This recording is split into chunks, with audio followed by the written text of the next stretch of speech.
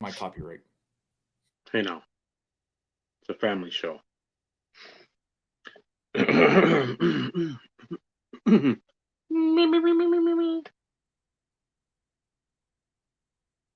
What's up, YouTube world? Steve, Vincenzo, Dave, IRP 165. Still waiting on the golden goose to hatch for the big subject and topic that we all love and hold dear to our hearts. But Hold up. Wait a minute. I thought that was number one goal for all of us in 2024. well, I know it will. Like I said, we'll dance around that subject. It's going going on, Mike. Um, don't worry, we'll get to it. If I don't think there's like an episode where it doesn't like somebody doesn't cough it into the the internet sphere, and we start tumbling down that road. But What? In a week? We're thinking? I'm hoping, Announcement? and that I don't want to sit there and like message Jake and be like, "Hey, you doing one this year?" Because again, that's one where again I know he's got the young family as well, and him doing his thing. It's Yeah, because it was like the 14th, the 17th, or something last year. okay. Somewhere in that range. Because I went back and kind of perused just to just to see roughly about when it was. But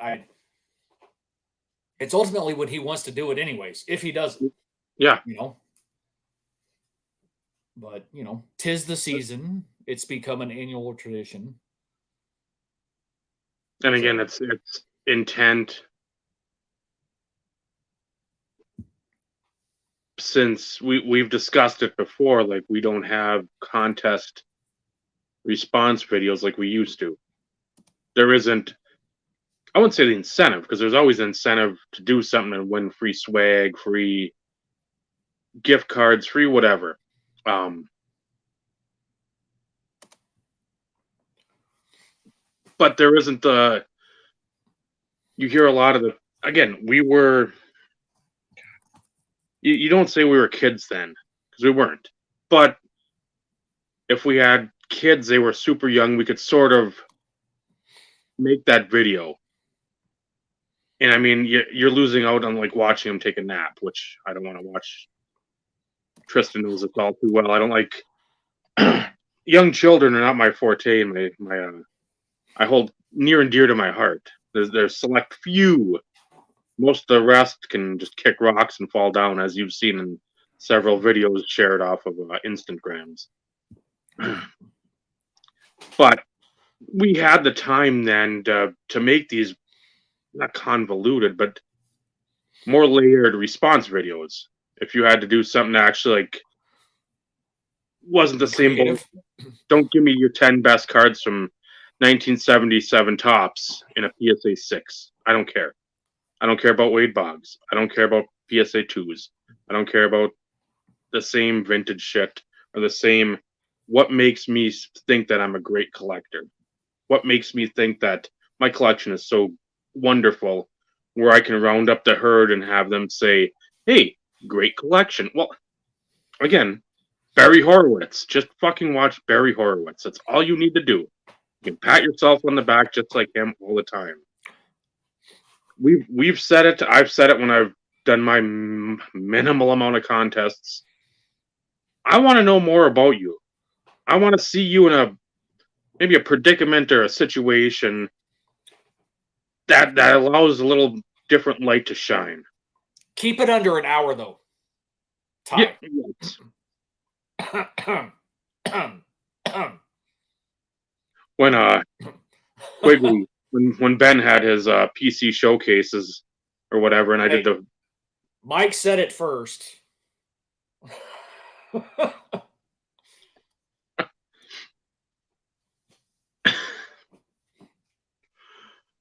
when I had the Josh Johnson one, that was like what, an hour and 45.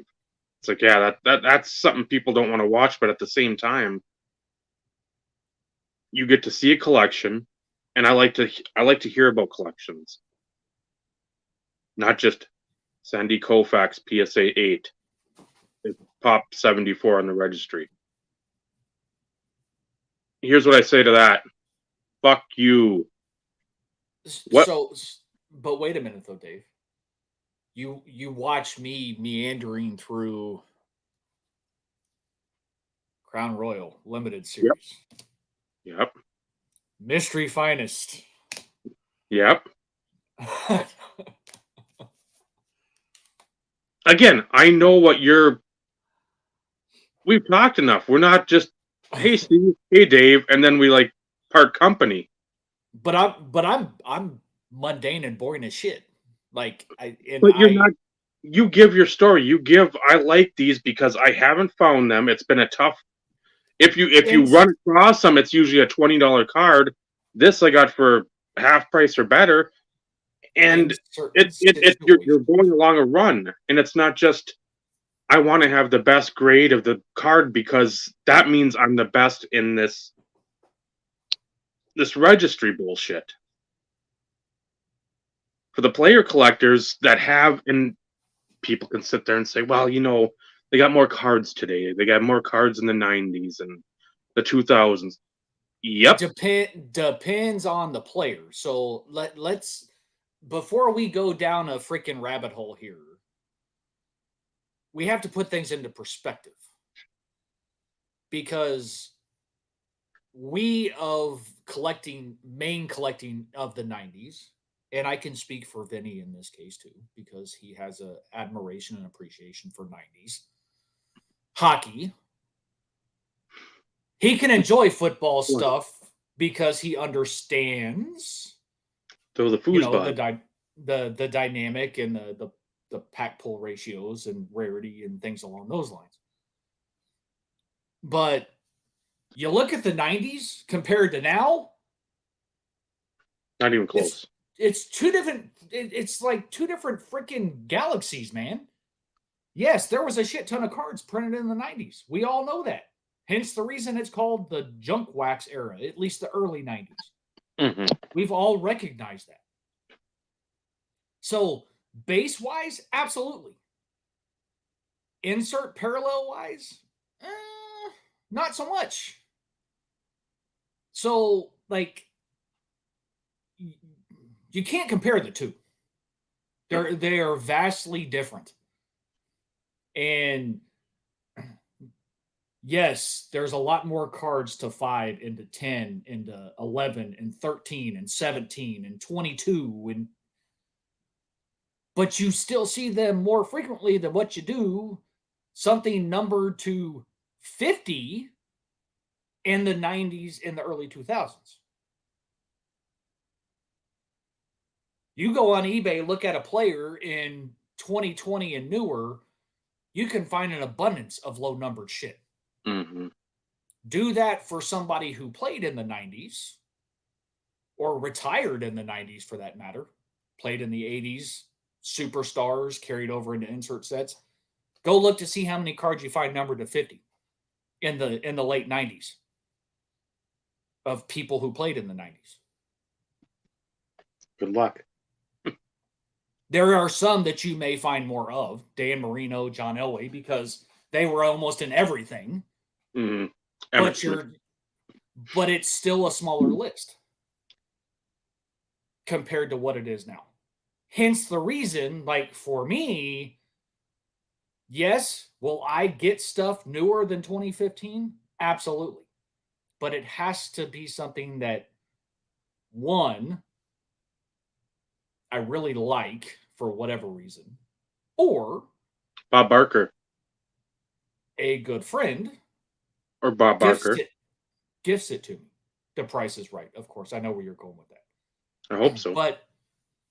But like anything past 2015, I am a lot pickier with stuff. And yes, everybody knows I'm not a fan of player worn.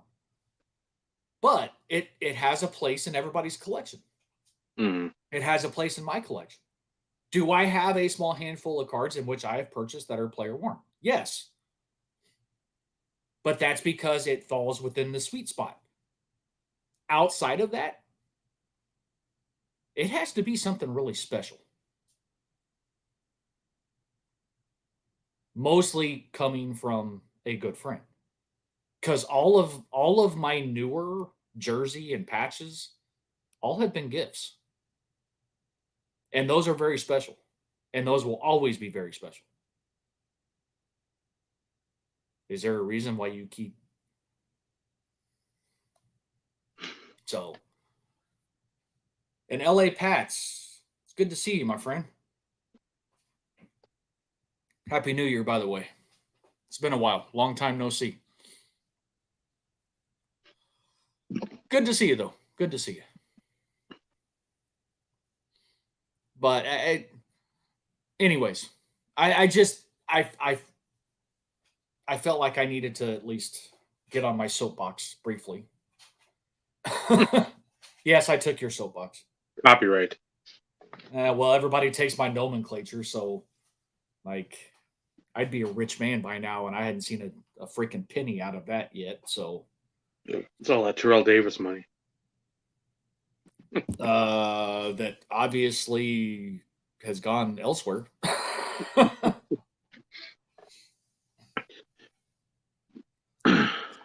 I can fair warn everybody. You're probably not going to see much out of me this year on YouTube or showing stuff. Which is good. I said it in my video. For those who actually noticed I made a video, which was the first one since like the Brad package. But prior to that, it was like my national recap. So into July, early August. I'm not burnt out. And I want to clarify that and I want to specify that. I am not burnt out. For those who know me and have ever listened to past episodes, I go through spurts. There are times in which like I lose interest in trying to consistently look for Terrell Davis stuff. It's not a burnout thing. It's every time I go do searches, it's the same shit that always keeps getting listed. Is there some nicer, newer autograph stuff? Absolutely. There's some nice stuff. But on the flip side, I'm not willing to cough up the money for what some of these people are asking for because it's asinine. And we all know I'm a cheap bastard. And that's okay. I can admit it. And don't anybody come back and say, no, you're frugal. No, I'm a cheap ass. I have to be a cheap ass. My card budget continues to shrink depending on situation and circumstance. So from that perspective, my focus is going to be taking care of people, taking care of my friends, taking care of other people that I may not have sent something in a long time because I want to do that. Not for the praise, not for the admiration, not for the subscribers. By the way, I'm one sub shy of 800 subs. Somebody, please, and thank you. I got two left me in the last few days. I was at 804, now I'm at 802. I've been at 799 forever and a day, and probably about 700 of them are all dead subscribers, as in like they're from the ancient times. But anyways, I digress. I don't do this for subs. That's not what I'm getting at. We all know this. But seriously, the focus of the show is talking about goals. And I know, write it on your calendar. 14 minutes in, we're actually going to start touching on the subject because mine's going to be boring. I seriously, it's about trying to find stuff in preparation for Christmas 2024 and find other things to add to stacks that I have for other people. And like I said, not for the admiration, not for the appreciation, not for trying to gain subs, just because I fucking want to. Because what a lot of people don't realize, and I'm speaking for myself, I'm sure Dave will say the same thing, but like Mike, 25 mow down 25. He's here. He's usually here every week. You know, he sent me cards. I haven't done anything to return the favor. I know he's not expecting. I know he doesn't want anything in return. But damn it, that's not how us old school people do things. But I don't want it to be just shit. Like, it has to feel right. And I know what he enjoys. I know what he likes. I can't hit him with Jameers because, like, he has everything. Like, I'm not even going that route. He's got Harkless too, but like, he has a different focus with Harkless than what he does with Jameer. But at the same time, it's like, I don't want to go that route either. Mm-hmm. So, yeah, Mike, I know I'm putting you on the spot. 25 mowed down, Mike, not Mike Hitman. But, you know, Paul. Like, Paul sent me freaking Tim Horton packs just because. I have no idea what the fuck I'm going to do for Paul, but, like, I'll figure something out. I can help you there.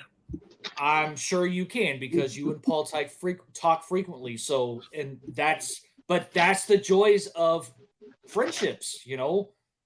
All of us get bits and pieces of information.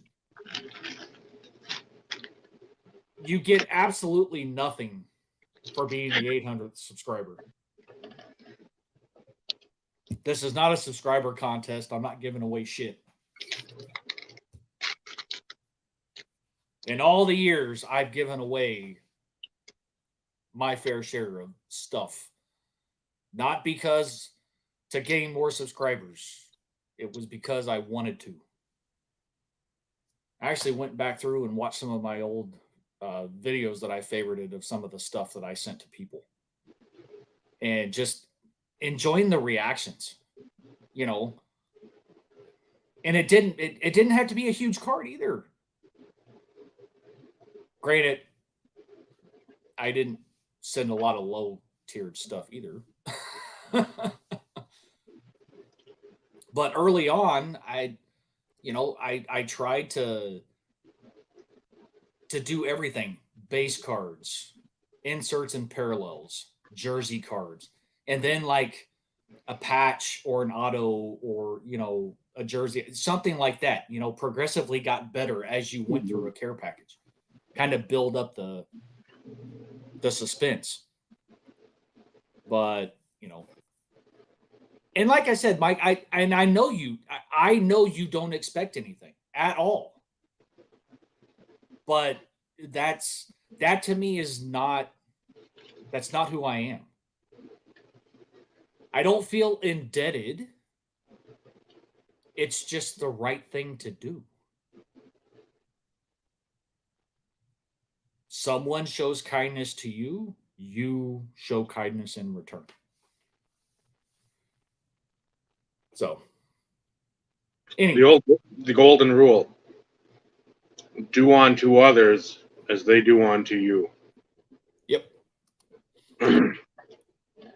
That's how it's always been. When somebody hits you, then you start trickling through the community. Well, who do I know that I see interact with this person? If I'm not somebody that interacts with that person, I got to find that address somewhere. Yep. Usually, and you know who to reach out to. Mm-hmm. Because you and I'm not going to the extent of, there were clicks even during mine and Dave's prime. There were clicks, just like there are now. That's never going to change. But you always knew there were certain people within the community that knew somebody who had somebody's address. Like, there was never a time when you couldn't get somebody's address. And it's like, I'm just going to pose a question because Dave knows, because Dave will remember. The days of YouTube private messages were fan-fucking-tastic. Like, you didn't have to have somebody's email address. You could go to their channel, you could send them a private message and have a conversation. Why in the world did YouTube get rid of it? Why? Is it because people making a shit ton of money were getting threats? Okay, I get that. Like, figure out a way to, rectify that situation. But holy crap, like you could carry on a in-depth conversation.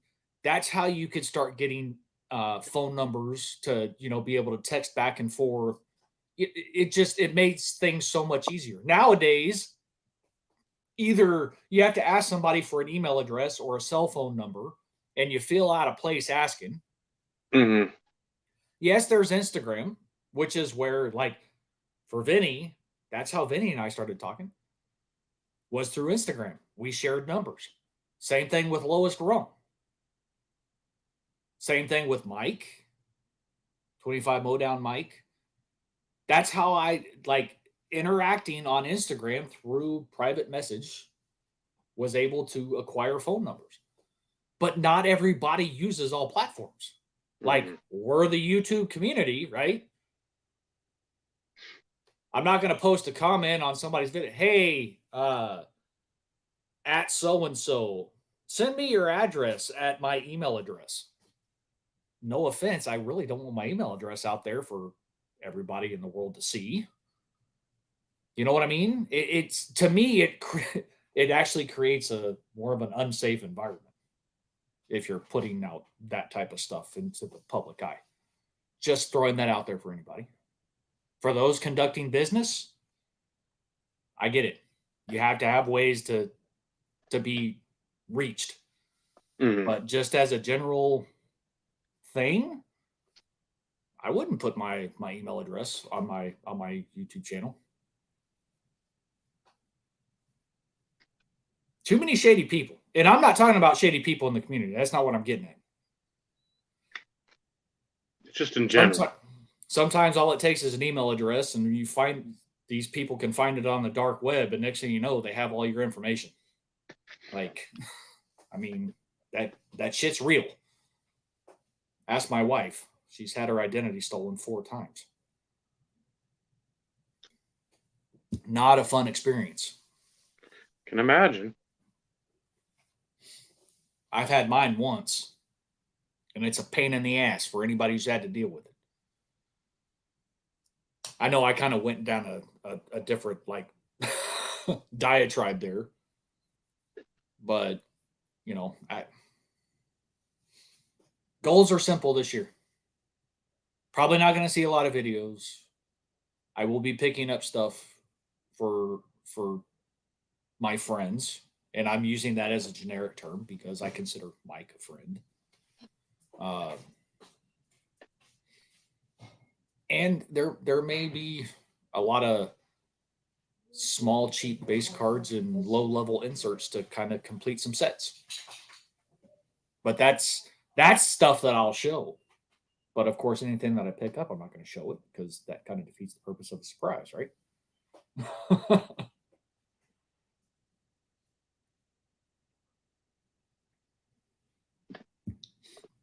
Well, I will say, in all fairness, I'm not proud of this, but the time in which somebody got a hold of my stuff was like the worst time in my entire life from a credit score perspective, because my wife had lost her job, unemployment. We were on a payment plan with the mortgage. Like, it bad time.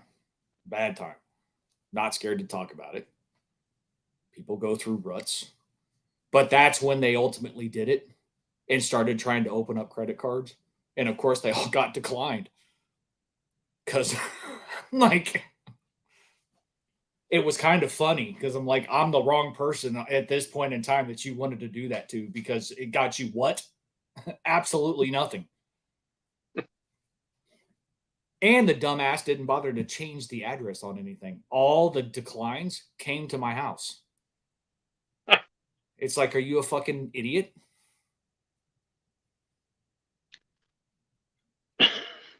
So, like, anyways. But that's pretty much where I am, at least to start out the year. That's getting my shit integrated, which, 12 months to get, I don't know, 60 cards integrated. I better get it done.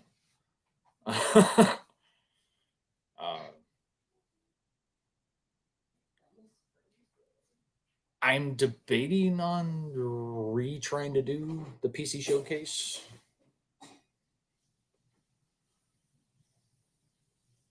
Not sure if I'm going to do it the way I originally was doing it, like going through everything. Because, like, everything I have is on a checklist, which I can easily send to anybody at any point in time if they really want to know. But something I do need to do is get all the autos, get all the patches in a video. So give some drooling. Well, I hope cause a few people to drool. Because I think I have some pretty nice stuff when it comes to the auto collection. And I probably need to do one for the Broncos auto collection.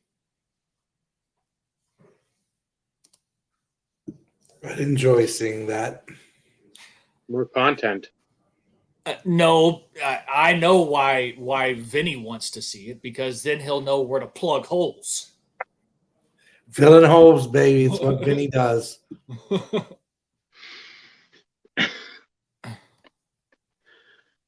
I hate Dallas, so go Green Bay. I root for any team playing against the Cowboys. Just throwing that out there. Yeah. Sorry for those Green Bay fans or sorry for those Dallas fans, because I know there's a ton of them. But I root for anybody playing against them. They're going to be tough in the playoffs because they got home field. And it's what, 16 in a row? Is it something absurd? 16 in a row at home. They haven't lost at home in 2 years. At least if what I remember hearing is accurate. And so I thought I heard, and I'm like, God, that doesn't seem to be right. But I mean, okay, well, I'll go with it, and that is correct. What's going on, Rick? Good to see you.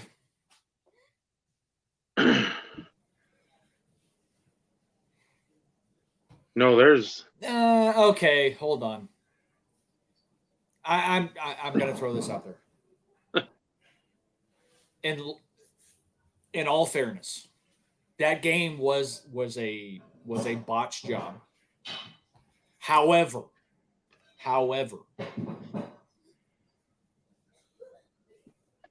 they screwed up the tripping call. They called it against Dallas. It should have been called against Aiden Hutchinson, which means possibly Detroit would have never gotten the ball back if they would have gotten that call right, because Dallas was driving. And I hate Dallas. But as a fan of the game, they kind of screwed up then. So to a degree, the whole not reporting, not as eligible, that's like, to me, that's a moot point, because it should have never gotten to that point in the first place. My opinion, but Everybody focuses on the, reporting as eligible and them screwing it up and everything else. Like, it should have never gotten there in the first place. So the refs screwed up that game as a whole in general. Like, it was bad. It was bad. Bad.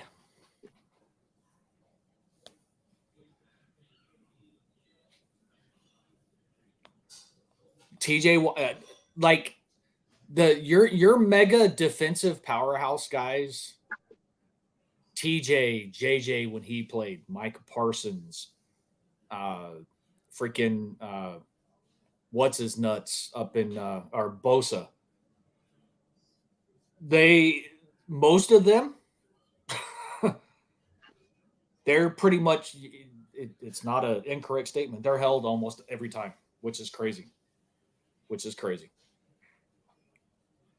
Any mega defensive power sack powerhouse, it's almost pathetic, to be honest.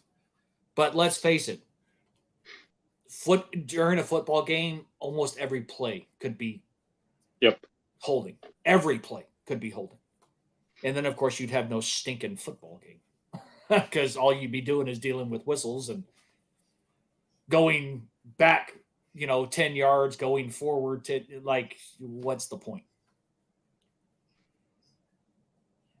Well, but that's what brings the money. I mean, you want, it's a sport, you want it to be entertaining. A game riddled with penalties kind of defeats that purpose, right? So, I mean, I get it.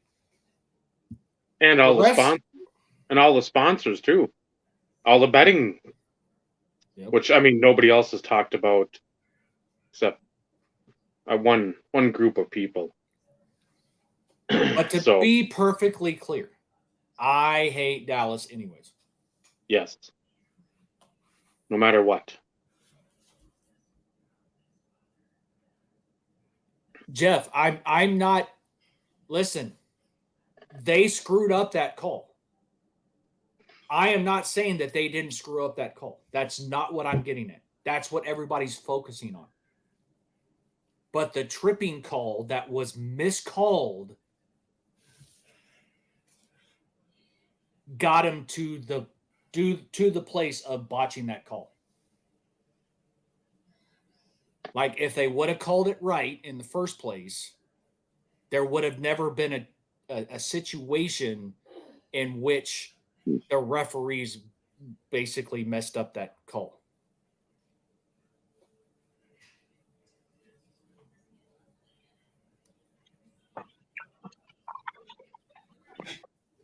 I thought I was going to time that just right. I think Wilson is done in Denver.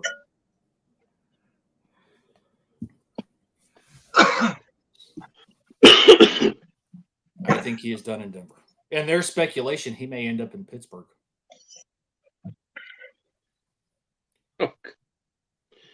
I've heard Minnesota mumblings too, and I'm just like, no.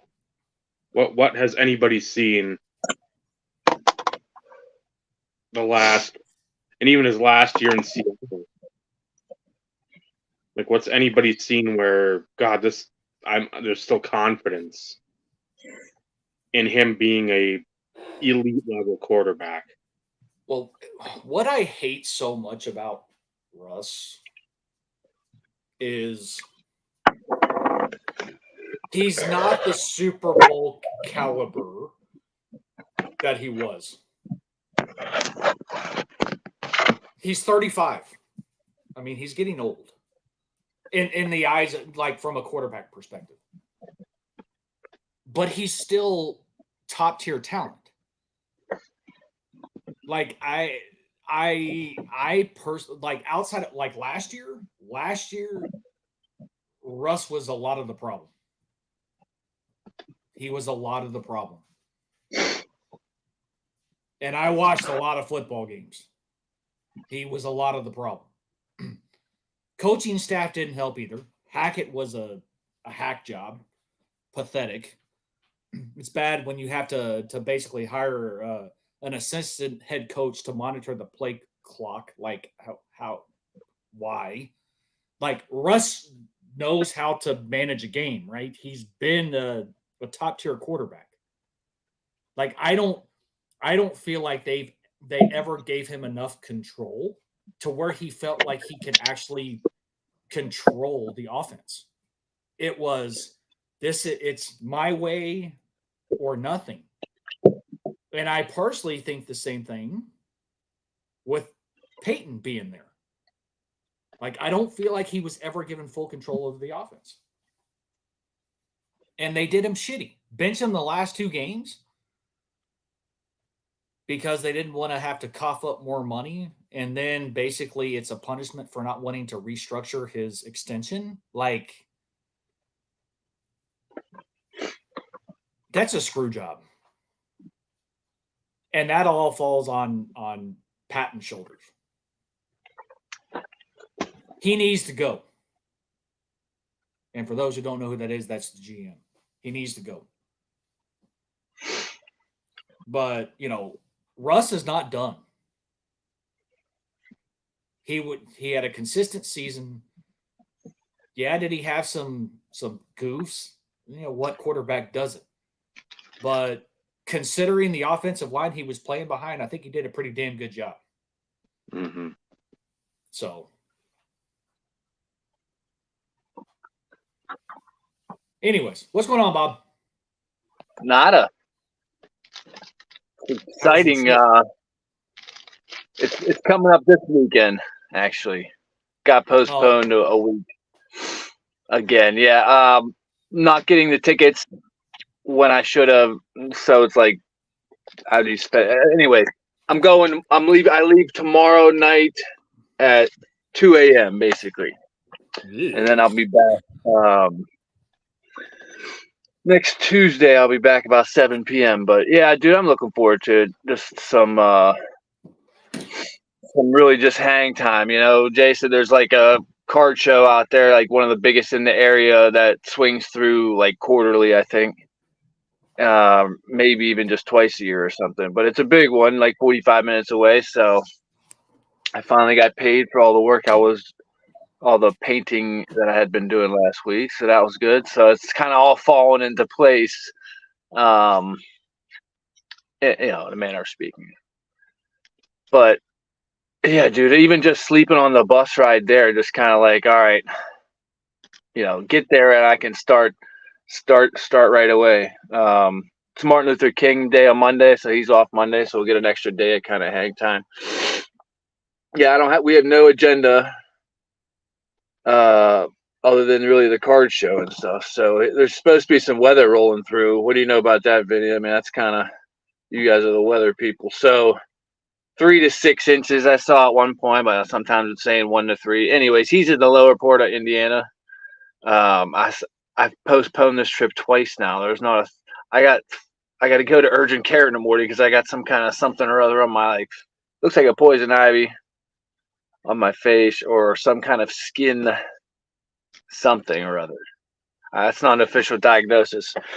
But hopefully I can get it cleared up with like a prednisone shot or something to just dry it out from the inside. It's got all them. I mean, I'm not quite the guy that gets poison ivy in the wind, but I am very sensitive to it. And I'm like racking my brain. Like, how is this? What is this? And why, where did, you know what I mean? So yeah, everything's gotten washed. I am staying in a basement that used to have mushrooms growing out of the floor. So all that's been cleaned because of like water damage and stuff, but I don't know, man. So we'll go get it checked out. But again, nothing's gonna stop me. I'll just put calamine lotion on it. It might not be doing much if the weather is what it is. We'll just be kind of hanging out anyways, which is we'll get some movies watched, but I don't know. This will come in handy. Did I show that last time? This little device. It's got like 5,000 games on it from PS1 to like Game Boy Advance to regular Game Boy NES, like consoles that only came out in Japan. The Neo Geo. I've been playing some Metal Slug on there, but it's just wild. Like a 64 gigabyte SD card now, 5,000 games. Where that was $50. If you're into like emulation and all, like that's perfect for me. I mean, all the Pokemon games are on there. Everyone, like from every console.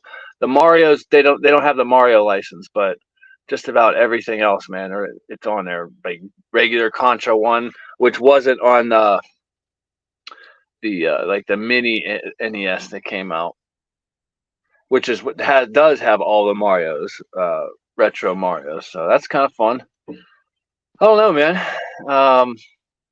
Nothing too exciting hobby related for me. I haven't been buying nothing.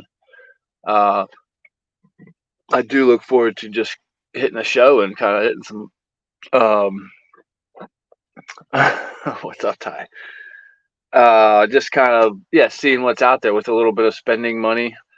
I've paid some dues where it needed to go, and now I have some me money, which is always nice.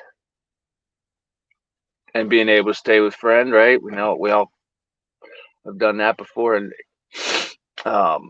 cutting that cost out. Yeah, so travel on a budget. Greyhound bus, $60 bus ticket, round trip.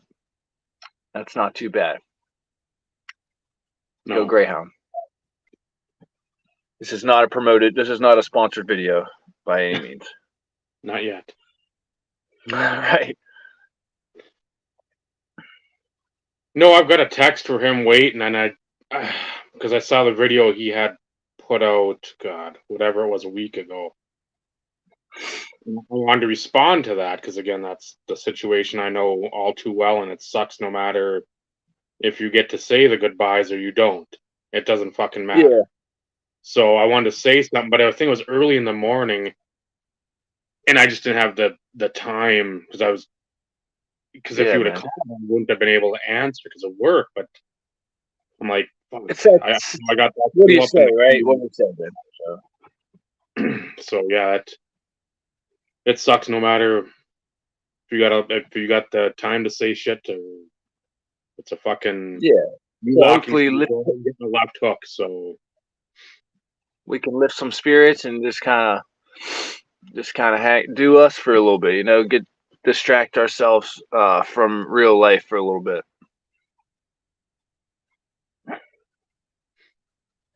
Which is always nice. Yeah, getting away from adulting is always nice. Yeah, it's been a while since I seen a movie in the theater or something.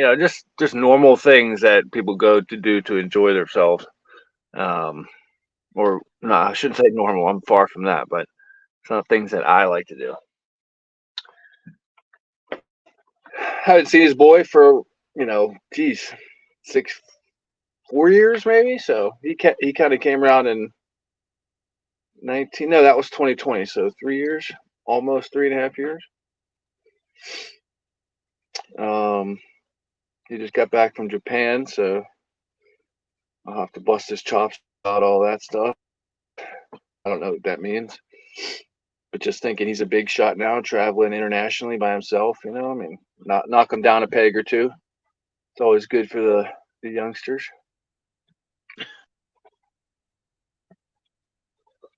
Because they're on the come up, youngsters. That's correct. They're taking over the YouTube Hall of Fame. And have been for some time.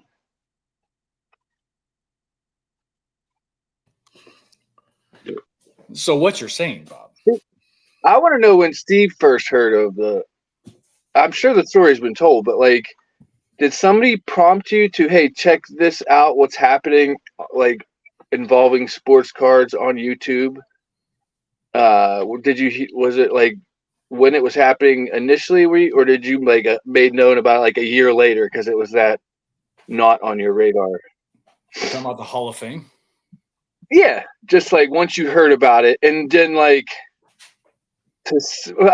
initial, and then once you dig into it and find out what's sort of excluding anyways. Oh, Dave told you. Okay. So you had an Okay. unbiased opinion completely presenting it in an unbiased way towards you, for sure. He said, Steve, these are the facts of the matters that no, I'm going to leave my opinion out of this. No. Dave's, That yeah. that actually is what kind of sparked renewed conversations between Dave and I early on. No.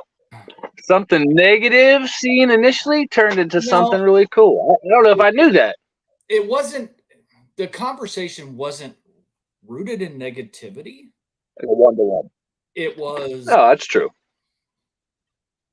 more of, hey, this is kind of what's going, like what's going on, what's taking place. And I'm like, okay, so I had to at least go watch it, which, was difficult to watch. But did Dave, you never really left the YouTube community, so to speak, right? You were consistently making videos, or was there a lull there, and like prior to 2018 when I started making them? I mean, that happened. Obviously you had been on. There was a couple times when the internet was a struggle, and trying to make content and those precious videos that everybody clamored for. It wasn't like I went away for a year. I'm sorry. It's like I didn't go away for a year or something like that. It was like maybe a couple months. You wouldn't hear from me, or you might see like if I could figure out like a 30-second clip to put on, or a couple minute. But it wouldn't be like every one a week or two a week, or you wouldn't get your top 10 Josh Johnson 2006 cards, or your Was there still any resemblance of like the sense of community that once was from like when you were fresh and new back then, or like, because I'm trying to understand like this, there's a whole new community that I'm not even aware of, that is so much a community that they've got their own Hall of Fame, right? Like I'm just trying to picture the scene of like, was old YouTube like over in your mind? And yes. Okay. Because we never needed that.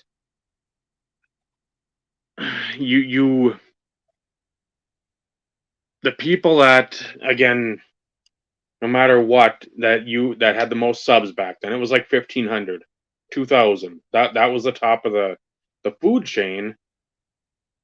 And yes, there were a lot of people back then, same as like now. You try to attach yourself to some of those names to get whatever accolades or like the rub off from them. And hey, I know so and so is friends with me. Well, that's great, but that doesn't mean people are in love with so and so, or not everyone. So back then it was just like, yeah, you found your niche, you found your group of guys that, hey, these guys like a lot of like the same metal or rock that I like. These guys collect sort of the same way. Everybody's rooted sort of in the 90s. It wasn't like a big vintage, I need to show my Jim Brown or again Terry Bradshaw or something like that. It was you find the people that you roll with and that at least have a good semblance of characteristics that you either hold in high regard, or that you can sit there and be like, okay, there might be one thing I don't like about this guy, but other than that, I mean, everything's pretty much on the up and up, and I can deal with that. But then it just became the you need to collect a certain way. I mean, I've said before, you and Scotty, out of like the quote unquote newer guys, you two are the first. I'm like, okay, I resonate with these guys. Scott is exactly like me, really laid back, really like mellow, chill. Scott's man. And then we're two peas in the pot of just oddities. We could be with Kurgan and all the. We could have like the Cartman doll from the oddities in the WWF in 1997. And it's just like you don't find a lot of the people because and that's one thing you always look for. You always look for, well, does this person's like personal beliefs, do they match up? Well, if there's some but not all, it's like, okay, at least there's something there. How about the collecting beliefs? Is that or they're collecting the way they collect? It's like, okay, we match up fairly well there. We like a lot of like the goofy oddball stuff. Yeah. Weird sense of humor where people probably just like cringe most of the time, but we cackle and cackle. So it's like you try to find, at least I do, you want to have like 2.5 out of the 4. And if you have 2.5, you want it to be a strong 2.5.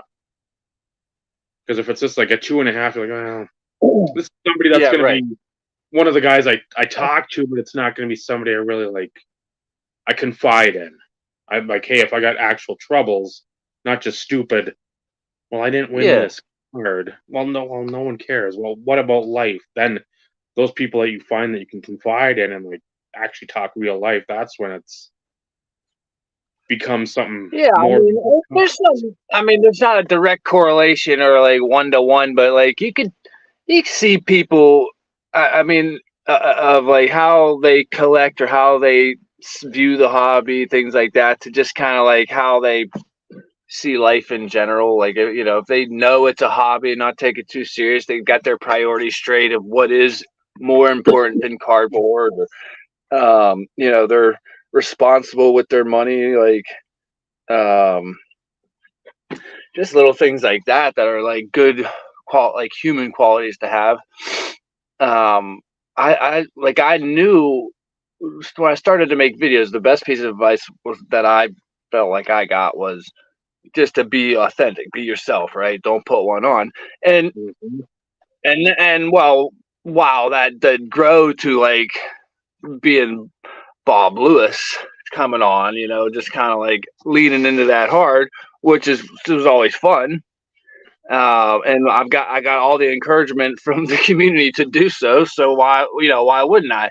And then that became a kind of a thing that propelled the period of like after just showing your collection and how you see yourself in the hobby, your thoughts in general on the hobby, or participating in community contests and giveaways, blah blah blah. And then then it went to like, okay, I need something a little more than just mail day videos to keep this going. So you get Captain Obvious and things that just kind of come out of nowhere, making stupid videos about stupid cards, and that's fun. But then so I feel like because I think now like I'm the guy that people that are newer to the community look back at these lists and be like, that dude don't even make videos anymore. How so hey, it was fun when I was doing it, and not to say that I'll never do it again with some regularity. You know what I mean? It's not that season of life for me right now, which is totally fine. I still can enjoy the hobby outside of like the social media thing and still participate in kind of as much as possible in my friends' endeavors on social media, aka this contest. I will do my service, not to be corny about it, and make a list of my candidates. So I gotta do all that in a very Bob Lewis way without being too Bob Lewis. Maybe I'll bring it down a notch, because then if you set like the bar so high like Stove, I mean, he has to he's like one ups himself every time. I can't keep that pace. So yeah, I'll bring it back to earth a little bit. Still have fun. That's where I would like to settle in with my YouTube channel and represent it as a Hall of Fame channel. Maybe again one day. But my back catalog speaks for itself.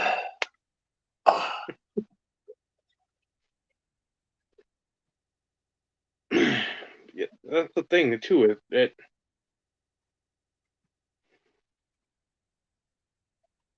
a lot of folks don't realize because of like personality types. No, you look at me and you're probably like, God, he wants to go out and talk to everyone, wants to be part of the center of attention, shit. Like I would, and I knew at national I would be not to be like the influencer type, but people that knew me would want to like talk to me. I knew that just Yeah. going in.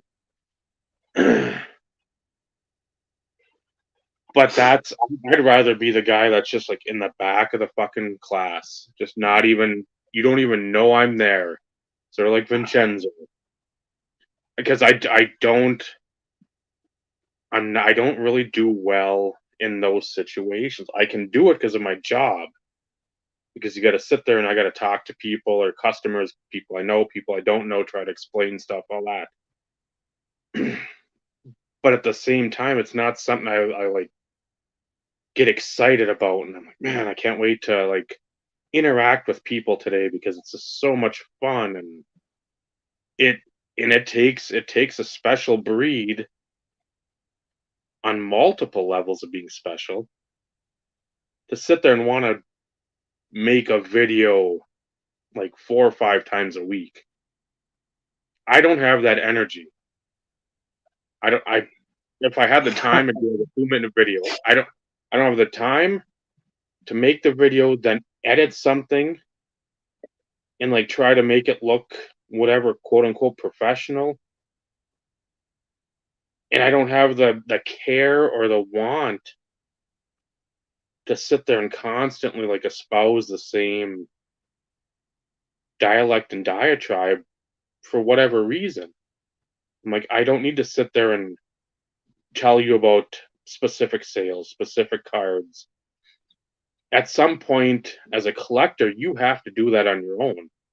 I can't be, or nor do I want to be, the information superhighway of like, oh man, this is like where you should look for like the hot tips or the leads. No, you can do the work if it's a hobby, it's fun.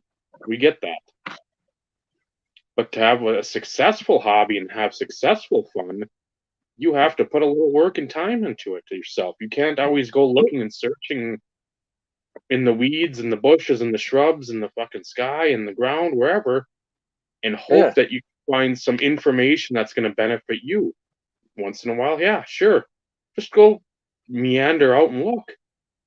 But to always look for somebody else to help you and guide you and hold your hand in the hobby, in any hobby, let alone sports cards, it's not fun because you don't get to experience the what is it, the I'm trying to remember what's Homer Simpson says, like the highs. I don't remember the adjective with the highs, but like the soul crushing lows, and then like he's just going on like a diatribe. It's like you don't get to experience any of that, which people might not want. They might just want all toilet flower, unicorns, and rainbows. Which that does, for me, that's not a fun hobby. I mean, yeah, do I want to get burned on every collection I have? No. But it's fun just to go through the collecting and not sit there and be like, well, here we go again. I gotta look for whatever the best Jim Brown cards are, the best. Go back to Sandy Koufax or Barry Bonds or whoever it may be. You can talk to these collectors and be like, hey, what would your opinion be? But don't sit there and constantly look at like what they think and use that as your collecting Bible per se, or your like handbook of knowledge. I mean, you have to scour, put in the time yourself, and have the fun, or else it's not a fun hobby. And so that's Like, what a lot of the folks now do, or they've done over the years. I mean, a lot ask, and that's great, but a lot just we know the people that put out those videos, and it's like, well, that person's smart.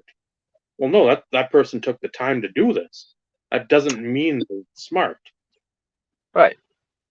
So that's just one of my things. Back in the day, you knew it's like, okay, I want to talk about Isaac Bruce. I'd talk to Scott 2244. Want to talk about Terrell Davis? I'd talk to Steve. I want to talk a little bit about Doug Martin. I talked to Good Call 6, Matt. It's it's you knew where to go for the people like you wanted to look for. And if you didn't, you'd sit there and you'd do your own research. And it wouldn't just sit there and be like, oh well, good luck with it. It's like you had to put the time in. Now out there everywhere, it's the whatever you want to find, whatever you want to do, it's out there. You can pretty much find whatever you want and not have to do a lick of the work.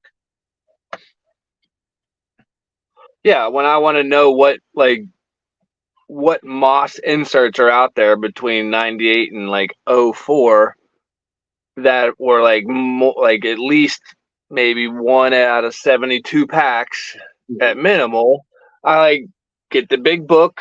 I start going through those years and those sets, reading the little bits about what each, the ratio for each pack. And okay, I make my list of things, then I go look up, like maybe not the Moss card, but at least like what, if I can find out like what on ComC or something, like what an example of it does look like. Is it, if it was Moss, is it something I would want, and then is it numbered? All that kind of stuff is fun if you're looking for, your guy. And that wasn't information that was like readily available at the time for me, or like at least as easily searched across all the different, you could only get to your hobby shop and like pick their brain so much. Like, how did one do research? Now there's no excuse not to like do your own. Sure, I like some events, seeing other people's collections. Yeah, like, oh, I love that Mike Piazza card. I wonder if Tony Gwynn has one, and then I can go look or hit a checklist or something. But if you've never seen it before, and it still happens, I mean, you go down the Pacific insert card like rabbit hole. That, I mean, laser cuts out the wazoo, man. There's all kinds of cool stuff. Like the oddball numbering and just some stuff that you don't even know. You don't know it's necessarily a different card than the base, other than like a little gold box that has a number on it or something. So it's, those aren't as spectacular as something like I'm like the Canton bound out of Zenith, like all that Dufex, and then there's like a 100 out of 100 and out of a 25, like two versions of a Moss card that I had no clue, and now I own one of the two, and I look for the other one. It's on like an ongoing list, right? Do you build a list and then shuffle the priority as you think of cards? Because it's not like you could, well, maybe you can sit down and say, okay, I'm familiar with enough hockey that I could sit down and make my absolute wants and know that there's nothing that's going to sneak onto there that it hasn't already been released. Like,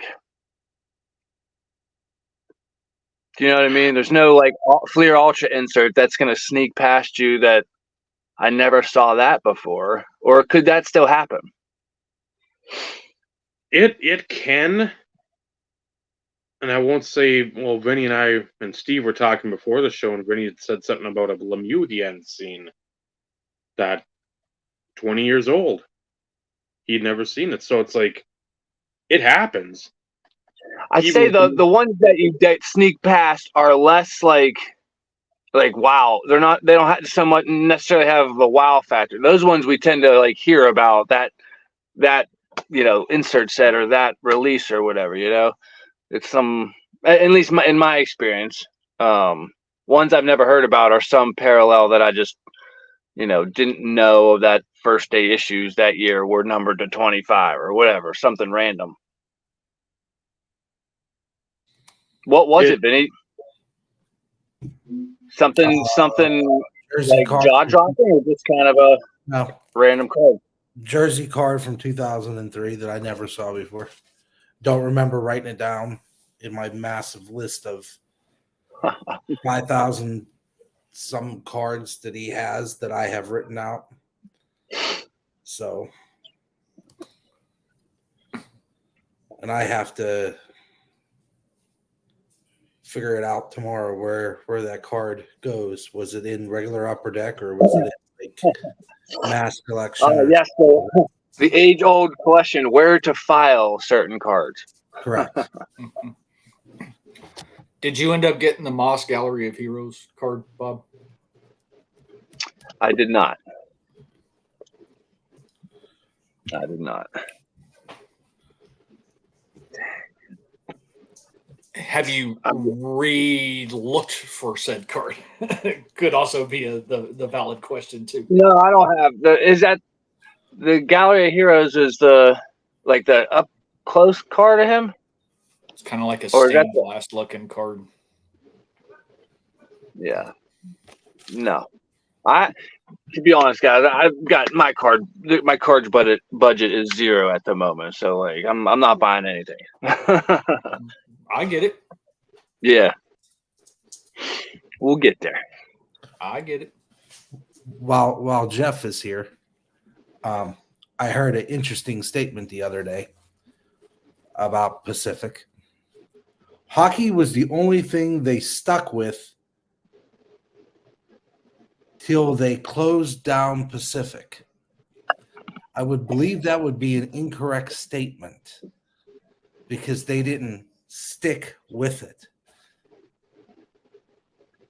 The licenses were taken away. So that statement I found to be misleading. Jeff, you can correct me if I'm incorrect, but that general statement of they stuck with hockey, they would have stuck with everything if they weren't terminated license-wise. Mm-hmm. So I don't like Pacific intruths being spread across the land with so-called Pacific experts. So since I have my own resident Pacific expert, I thought I would bring that little tidbit of information up. And I can also extend my soapbox on several other topics tonight when the time is deemed. We'll let that one settle and marinate a while. Orlando's comment has resonated with us for many a show. many a show.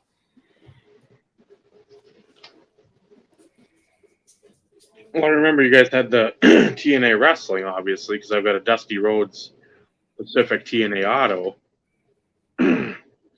But I know that, yeah, at some point that will be one of the shows where we want to dovetail off. I don't know if it was our first interview with you, Jeff, or our second, where we sort of stopped at going to Pacific. That might have been like the cutoff, like going from Collector's Edge to the Pacific brand. Yeah, we were right at the end. So Like at some detail. time, we want to, I know, hit that one up too. So I also have to get Mike Kramer's book eventually. I know I don't know if I thought I bought that from somewhere. I just still haven't seen it. I thought I bought it, but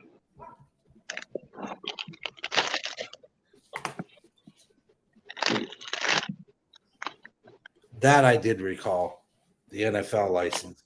That was, you guys were in Hawaii or something, and that one was like, "Hey, you're gone. Bye." yeah. Yeah, we were lunch. In the morning. There's something in the morning they were doing, and then like lunchtime they're like, "Nope, you guys aren't going to you're gone."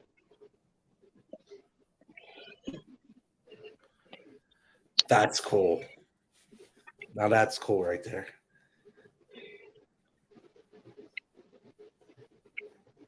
I wish you would have stuck around a few more years, living wise, because I would have loved to have Don West on this show. That was one of my somehow goal to get him on here because that guy was A legend.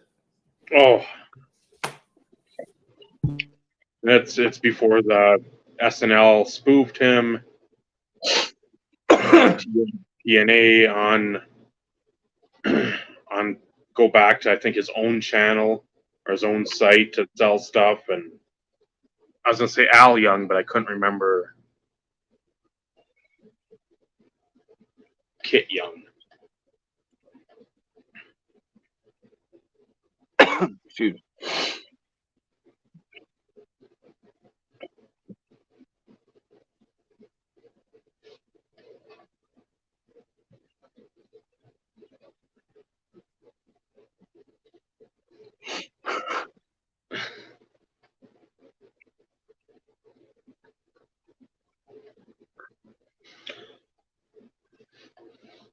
So it's to bow tie the first whatever 10 minutes or 15 minutes. And Steve went on his diatribe, which I gladly like because I don't want to hear myself talk. That's why I like when someone else jumps in. But that's what that Hall of Fame was initially good for, and it still is. It's still good for finding new channels, new folks. Try to get some new relationships in the hobby going. Meaningful ones. Yes, meaningful, but there's a lot of it's tough to connect. I won't speak for anyone else. For me, it's when all you hear or see are videos of food issues, of like 40s stuff, 30s stuff that I have an interest in, but it's not the interest where it's like, oh man, I'm going to go out and start buying chewing tobacco cards from 1908, or like Redmen cards, or Skoal cards, or McDonald's stuff. It's just, we've said it before, you have hobby funds. Most of the time we can't even look at stuff that we want within our means. Now we're going to go out of our means, or out of our like hobby bubble, stretch those means to what end for something you really don't have a big interest in. You could support the people. I obviously support, and we all do that. But when it's the constant same thing, it's like it's tough to maintain the level of interest. And I get that. I mean, with us too, it's not like you want to see Josh Johnson. It's not like you want to see Brodeur. It's not like you want to see fucking the Rogue, Jason Morrow, Brian Taylor, Doug Martin, Kerry Collins. Brian Taylor. Shitbag card that's like Alexander Dag. It's like, you just don't, and I get it. But a lot of folks that have been collecting for that period of time, that duration, remember a lot of that old stuff where it was like, if you pulled a Shaq Beam team, that original year one, you were insanely lucky. Because that card was hotter than lava then. But if you weren't collecting then and you see that card, you're like, that's a decent looking card. I don't know what's really special about it, but if you don't know your hobby history, we can't sit there and tell you how to feel in a time, in a place, in a situation in our hobby that we felt. You can't transfer those feelings to someone else and make them feel what you felt at the time. Or even now, if you bought a box of Stadium Club Series 2. I gotta think, if somebody came to you repeatedly and you determined their character to be genuine, and they were asking questions, genuinely trying to get somebody that had lived through that period of inserts and everything, just picking their brain, I have to feel like there wouldn't be a point where like you'd be like, go do your own research. Because again, I would think if they were coming at it from a point that it sounded like they were, and then maybe the next time they had a question, they told you something they learned or discovered for themselves and shared in that mode, you know what I mean? You're like, oh yeah, hey, check, well, you thought those are cool, check these out. And that's just how it happens. But if there was somebody that was coming on like, hey, what do you think's the next 90s insert card to blow up? Like, tell me some of the good ones, like that like are just under the radar that you think people, you know what I mean? Like, there's a difference.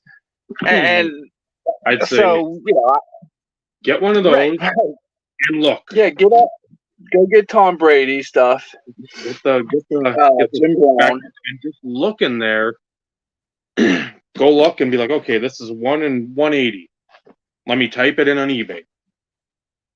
Let me check like some of the old metal basketball inserts. Let's check some of the old Pinnacle inserts. Let's check some of those Pacific. The the 1 in 180 ones, the 1 in 360 ones. Kramer's Choice. You haven't seen one? Go look one up.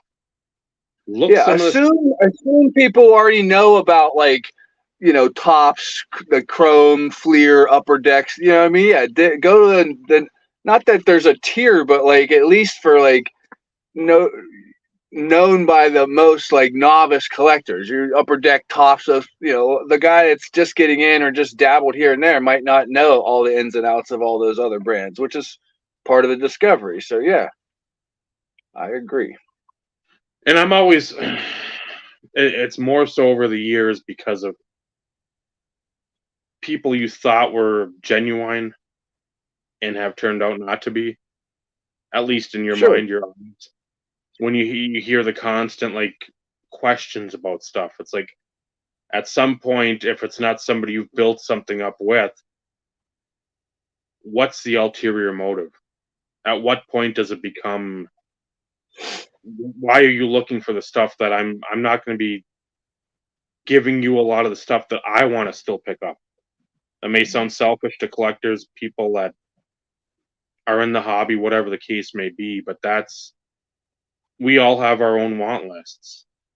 Either for us, for friends, just for something maybe down the road. Like I like these cards a lot. If they blow up, great. If they don't, great. I don't care. It doesn't matter. But sometimes you want to have something like, well, hey, I've got a Pascal Siakam PSA 10 Prism Silver. Well, I was able to flip that for a hefty chunk of coin. And I had like $9 into it. So when the summer of 2020 comes along and they're in the NBA Finals, that goes away, and then Cal Ripken 92 Elite autograph comes in the collection, and all this other stuff where it's like, that stuff I really like and want. This Siakam, PSA 10 of a guy I thought had a little upside for $10 or whatever, $9-10. That's worth the rip. That's worth the chance. But some of these other ones are just like, if somebody came up to me, well, what do you think the next insert to pop would be? It'd be like, I don't know, that 1998 Topps minted in Cooperstown parallel. Ooh, that's going to be a good one. That little silver or gold little stamp in the corner. And what was it? The 06 or 07 Donruss, the ones where they're on the ball and all the autographs are practically like faded now. Yeah, it's no Sweet Spot. The Upper Deck Sweet Spot. Yeah. Oh, like yeah, if it's not, I mean, you see some of them listed, it just looks it's just a blank baseball. no. Like it's gone. Oh well. And that, I think after a time you saw, well, nobody's going to put them on there, or if they are, it's going to be more in a ballpoint pen. But then the ones that do, like ones that are still popping, they then now command a premium. I'm not sure how they did it. If like if one player used different styles of pen, where there's only like, oh, there were 300, but really he only did 100 in ink ballpoint. You know what I mean? I don't know the ins and outs of but I've seen more debacles of faded autographs than like good ones. So kind of creates its own market for the other good ones. And I know Ed got I think it was an 04 or 5, and it's one I still want to get at some point in time. Harry Callis, the old Phillies announcer. Mm-hmm. He had gotten that a few years ago, and I was like, I think a $200 or so card. Said, I know it's a shorter print one, and it's like he doesn't have. There's a lot of those guys that don't have a lot of certified autos out there that are in those sets. Some of those the voices of the game, and some of the just like the regional type players that are revered by a fan base, but not maybe a sport fan base. So if you get one of those, good luck. Yeah, that Ginter has some neat things to offer at times of like other things to collect, other avenues. But I I think feel like they had a. I was just gonna say they had an usher from the Pirates in one of the sets, like from the last few years, where he had been like an usher since. Hell, he had been an usher at Forbes Field, Three River Stadium, and PNC Park, like 3 generations of Pirate fields. I see, think that's he had cool. just that. I like that where you incorporate pieces of Yeah, the game that aren't normally celebrated. right. But if you Not got a Gary kid Vee. that's in a hacky sack for like 2 hours straight or whatever, and he's got an autograph, I'm like, I don't know. No. Have a separate like Guinness Book of World Records Allen and Ginter set or something. See, as much as like that's hilarious, that would suck if like you bought a box and that was your auto. But like if I saw that auto in a dollar box, I'm buying that, no question. You know what I mean? And it would go in my like what the heck binder or like PC that's makes me laugh, you know? I know it's take care, Jeff. It's Later, bro. if those were like bonus hits, Yeah, right. I mean that would be something. But yeah, if you bought a $150 box or whatever the Allen Ginter going rate is, and that was your auto, the usher at 3 levels of Right, Pittsburgh right. Pirates home stadiums, I'd be like, Yeah. Pops, you can have this. I am done. That I know where the auto's going, but that or somebody that's got like the biggest Barbie collection or whatever the case may be. It's like What about how do you feel about like chase cards like the remember the Vinny will know this, the Pete Alonso polar bear card. Wasn't it just a super short print of a polar bear? What had nothing to do with Pete Alonso, but because he's the polar bear. So are you like what do you for somebody me who likes the absurdity in that all I'm not paying $200 for the super short print of Pete Alonso. So that can go to an Alonso collector, but then I imagine they got to have a tough time paying for that card as well of a picture of a polar bear. As a secret Pete Alonso collector, I would not pay for that card. Right. You'd have to be like the guy that just to your detriment need everything, like no matter what the cost. So not to your detriment no matter what the cost. You're not that guy. You put it out there, you make a run at it, but it ain't like I'm not letting that card pass me. A card like that. There are cards that you don't let pass. there was one in what May. I still regret that, but at the time we've talked about that too. I'm not paying that much for a Josh Johnson. That just is Josh Johnson. There's no auto on there. There's no patch.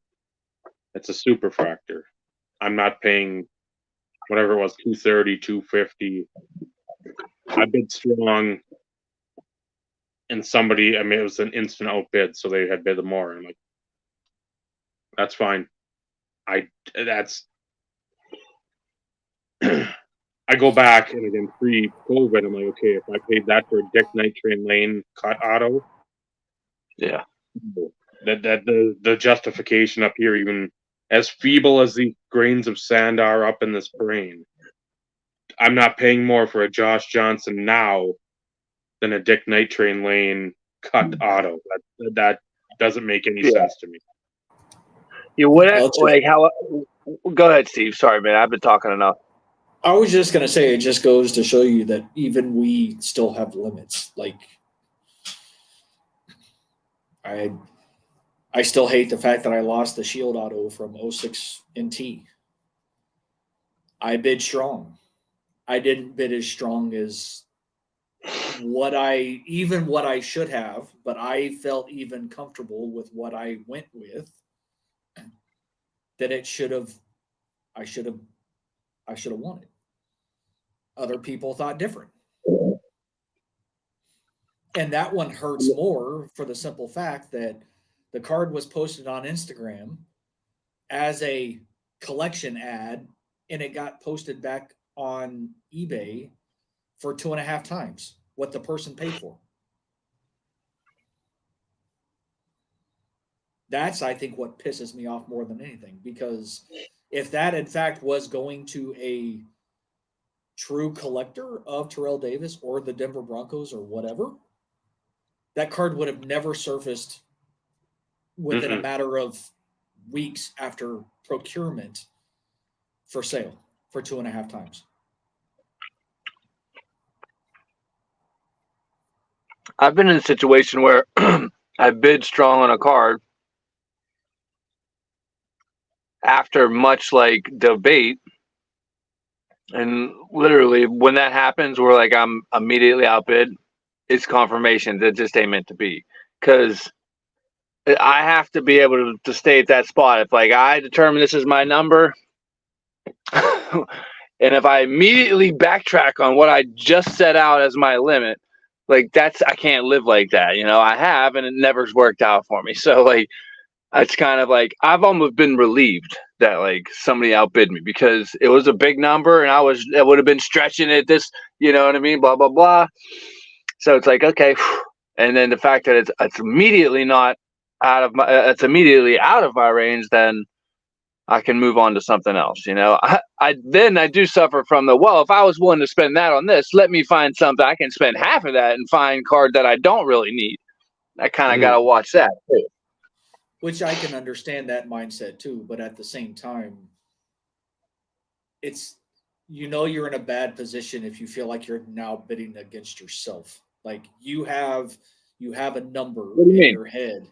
Oh, right. Okay. You have a number in your head, and that's what you bid because that's what you feel comfortable with.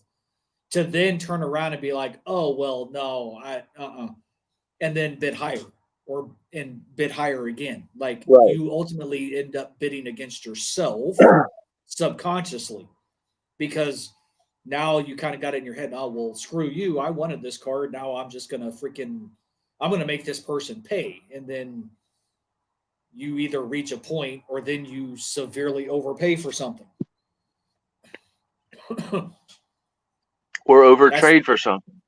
That's the worst feeling in the world, because like I can speak for myself. I've done it a few times, but I try to and it has to be something very special. Like it's not something that is, I don't want to call it ordinary, but it has to be something like truly special. And the last one that comes to mind, and I didn't even bid on it, Dave did, because there were multiple other things ending at the time. And it's like, I needed somebody to be able to focus on that one auction and not the other ones, because the other ones were nice too. And they were cards that I hadn't seen in quite a long time. And Dave knew what I wanted to go with. I gave him my max bid. He upped it by like $10 and still lost. But I know it hurt Dave just as much as it hurt me, because he knew I really wanted that card, and like he could have bid again, but then he'd have been bidding against me technically in my own. You get where I'm going with this, I hope. Of course. And that one still stings, because even then that card has popped up a few times. They've been graded, but they haven't sniffed anywhere close to where the card went for when we went after it. And I say we because he would have won it, I would have given him the money, and he would have sent it to me, type situation. But like that one hurts. But Dave's one of those in which it's like he knew my max. Going $10 over what I told him wasn't going to break the bank by any stretch of the imagination. Sure. But he even knew that was a stretch. And then it was like, holy shit. it went for this. I'm like, then I felt like we were crushed. And he's like, no, in actuality, I bid this. But it's still, I mean, it was still a soul crushing loss, to say the Yeah. least. Because not a single other one has come around for anywhere close to that. Because almost all of them now have been graded. So Or it's the the Flair one. Brilliant. It's the Flair Brilliant 24 karat gold. In case you're wondering, number to 24. That's the card in question. That's the card I'm talking about. I still like the upper deck where got Michael to bid for it because you would have known my feedback. Not, And not the guy necessarily. below had as again a close enough feedback score where you thought, oh man, lost that one too. And It was a pleasant surprise, to say the least. But even in situations like that, I don't pay attention to like feedback. I don't keep that in the back of my mind, knowing if you're going and trying to bid on a card. Because to me, that defeats the purpose of like checking on other people to see what they're buying. Potentially, like, I don't know. That kind of defeats the purpose.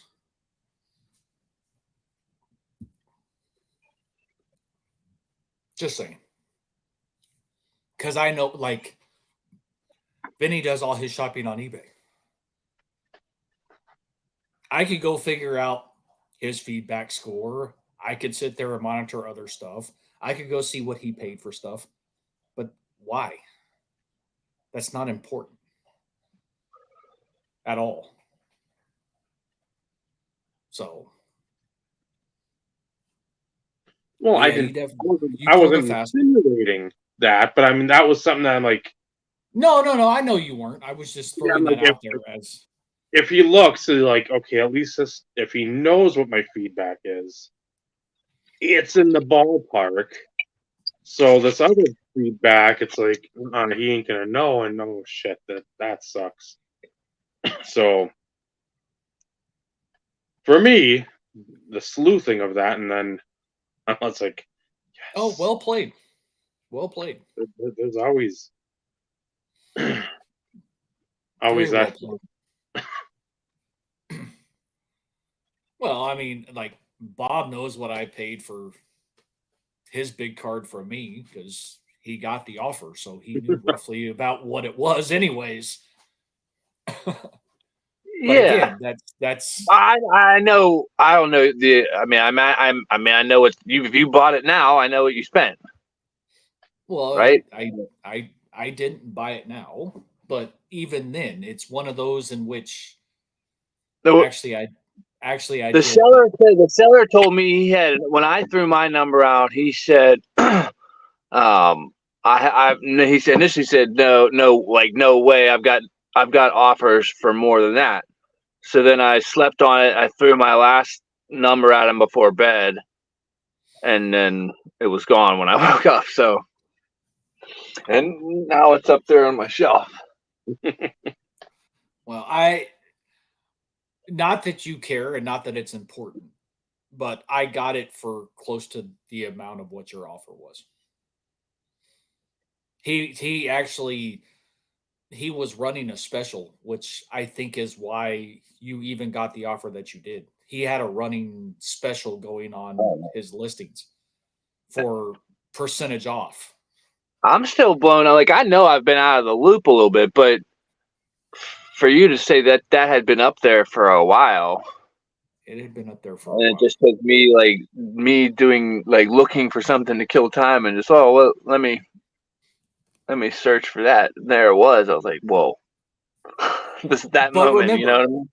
things happen for a reason though too. So, No it's question like about it, man.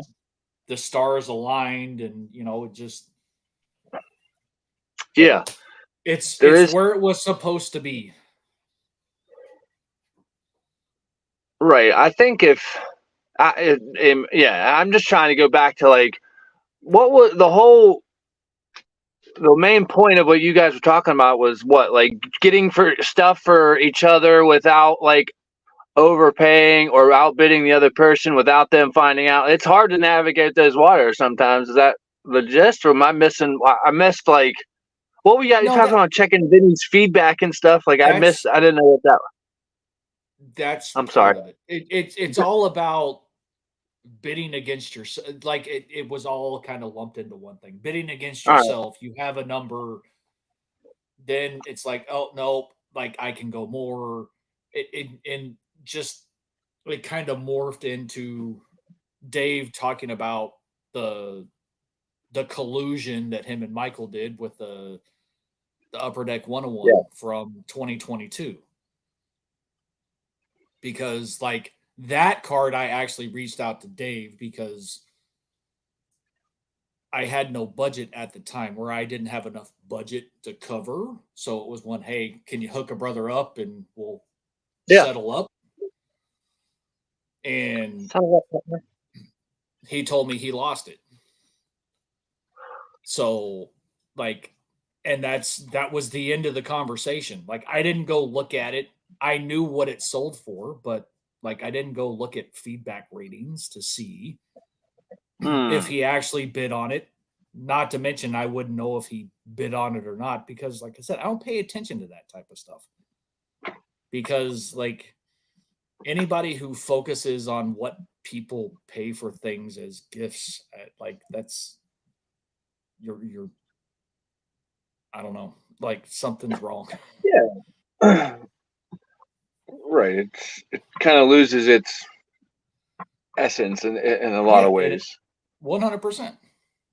And that's why I was saying, like, I like Dave does shopping on eBay. He has other avenues where he acquires stuff. So you can't always figure out things with Dave. Vinny's avenue is ComC and eBay. So you think. There's also Beckett, but you may have other individuals you can reach out to. But like I have my ways. But 90% at a minimum of what Vinny sent me for Christmas, I could go figure out exactly what he paid. But why would I do that? Why? This past Christmas, yes, because I did get some stuff at the National. I didn't go to any other card shows last year because we were going to the National. And now if we're going to the Expo, I really don't want to go to any other card shows and save up for Expo. So it's, again, it defeats the purpose. If anybody's focus is how much somebody's spending on the stuff that they send you, you're doing this for the wrong reasons. Like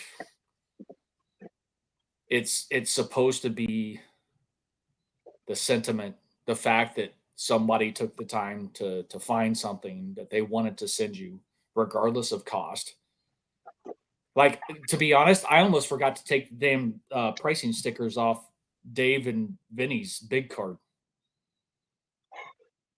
Like, as I was getting, like, starting to pack it, I'm like, oh shit, like, that's not important. Like, they don't need to see that. Like, that's irrelevant. There's stickers on one card I think I gave Dave. It was like $500, and I'm like, definitely not what I paid for that. I paid like 50 cents because I reused top loaders. Yeah. Well, for like the lower end stuff, like the $5, the $3, the $10, like I left those on there because there was a story. They came from National. It's not important how much they had it tagged for. That's not necessarily what I paid for it. Correct. But that's irrelevant. That comes with the story. I don't even care. Nor do either one of us. Bottom line is, anybody who focuses on how much somebody spends on somebody's gift, like, you're doing it for the wrong reasons. Like, you need to, like, go somewhere. Like, this isn't for you, because that is irrelevant. Unless it's like a, hey, we're determining, and that's something a group of friends, not this group of friends, might do. We're only spending $100 on each other. You know what I mean? So there's 3 friends, and that's a $300,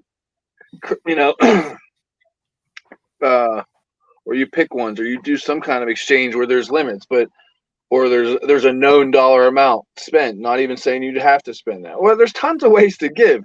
The important part is the action of it, not like the criteria of it. You know what I mean? Yep. There's some on Facebook I know in the past, and I'm sure they still run. There used to be Secret Santas, and you'd have a dollar limit. You'd have, let's say, like $25 value eBay card, or $25 eBay value card, and then maybe a 10, and then maybe whatever else you want to throw in. But like, if this person collects the Browns or whatever, throw them some Browns. Find a card Something shop from your PC, though. Yeah, Most likely, right? don't sit there and get them like the Braylon Edwards SP Authentic NFL Right. Shield 101. No, right. Even this many years later, that's not even near a $25 card. But it's at the same time, don't put that pressure on others if there's already criteria in place. Do that on your own accord. Be like, hey, I'm friends with X, Y, or Z. I'm going to send them this card because I think it's going to be cool. Jamal Lewis 101 with the Browns. Maybe an old William Green 101. Something This cool. is better in your collection than mine. Yeah. So with us, and that's if you do this, and we don't. If you do this because you want to prop yourself up in the community or amongst other onlookers or whatever, yeah, you're doing it wrong. Ours is always, we want to, because a lot of us don't like Christmas holiday time for our reasons. I'm just not. I may have mentioned it previously. I don't know if I have. Maybe just in passing. I'm not a big holiday fan, so what brings me joy is getting stuff for the people that I hold close to me that brings them joy. Again, it doesn't always have to be about some kind of gift of monetary value, but it's something where I've listened to these people over the years, and I know what stuff they enjoy besides food. So that seems to be the ongoing theme of every package of food. But it's like, I know Bob likes the Mystery Science Theater. Yeah, you can watch it on TV, but I also know he likes physical media. That's the thing. You sit there and listen to that stuff. I know C likes soccer, obviously. So here, have a bunch of Panini soccer sticker book things. Enjoy those. So it's when you do it to try to prop yourself up with whatever your bank account is, or because you want recognition because you're doing something for somebody in the community instead of doing it because that's your friend, your comrade, your homie, then that's when I will open the door and gladly push you out, because we don't need you. If you're doing something for somebody and you need the credit, like you need it to be known so you can get credit for it, go pound salt. Yes. Absolutely pound the salt and maybe some pepper spritz out. Right. But with that sort of being said, people are like, well, we don't need to show the video if you do it just because. We're of the people that if you took the time to send something, guess what? We're going to make the time for the video to like give you recognition instead of saying it's going to be a private video and that nobody needs to see it. I haven't adhered 100% to that rule. So that's, just I don't want to just get lumped in and get credit for something that I haven't done 100%. So I haven't made a video for everything that somebody has sent me. Last Christmas, I really sucked at that. All right. Just put that out there. I mean, as a Hall of Famer, I got to keep my record clean. So I still owe Ed and Yannick a video. Yeah, the stuff for Ed fell behind the crevasse. It was like lost in the movement. And Yannick's stuff, I wanna take the time to do it. So it might be 2 videos back to back. So as soon as I get some time. 24 hobby goals. We heard from Steven. What about you two?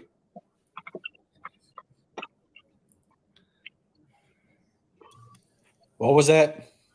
24 hobby goals. You said your piece basically. It was short Yes. and sweet. Yes. So David, Baba Lewis.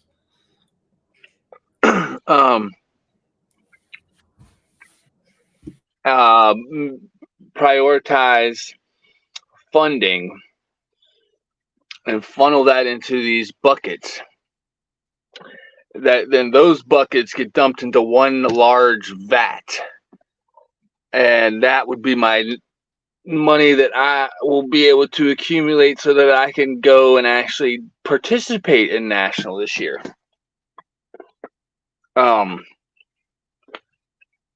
Let's shoot a goal of 1 video per quarter. So that's like 4 videos a year, every 3 months.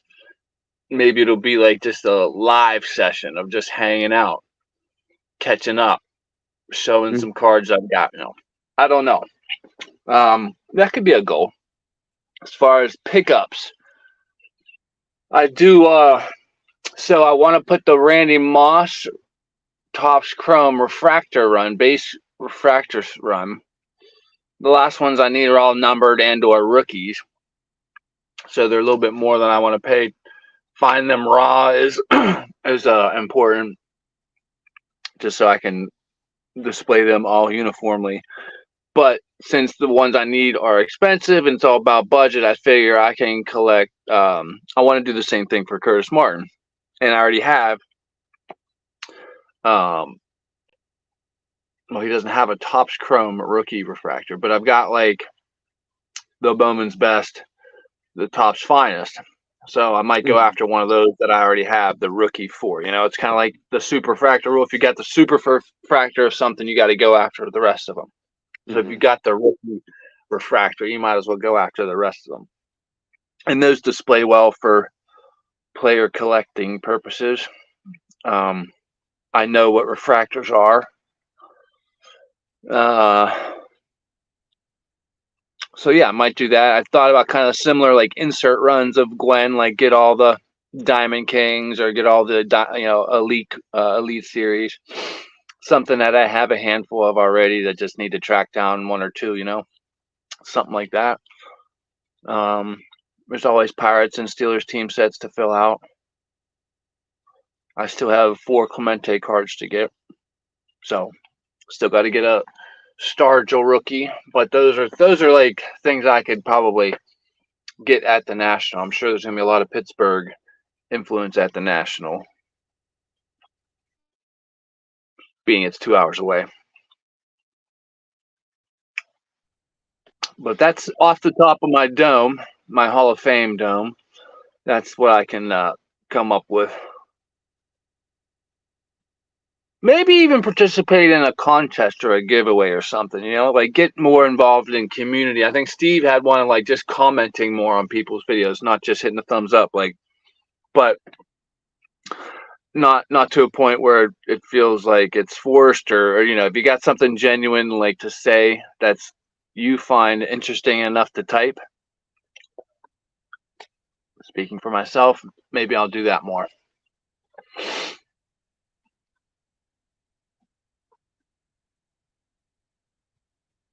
Does Vinny hate watch as much? I don't feel like I get as much hate watching video. Like, hey, this. Okay, well, see, hey, we're already looking. I mean, I could say that's been in the case for a while. So that's good. Losing weight, man. It's just all that stress. It's just. I spend my time educating myself through YouTube.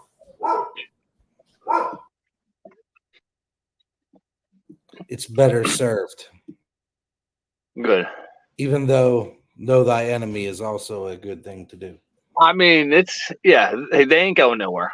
You could hit a refresher course on that if need be sometime, right? And catch up pretty much in a YouTube short all the things that you ain't missing. So Pretty much.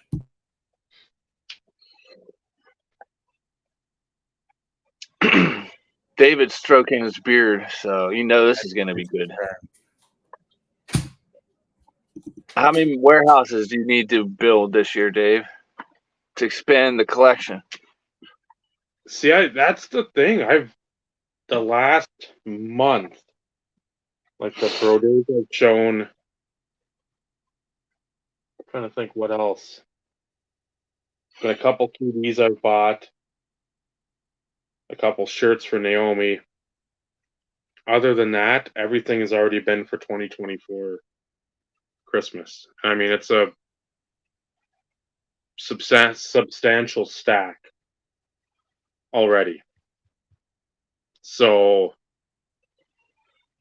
like Steve said, same thing. Did you say substantial sack? I mean,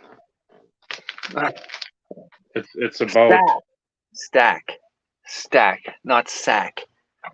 Stack. Substantial sack. That is substantial, Dave. Stack. So, I mean, there's probably that size stack incoming right now as you eat the grapes of wrath.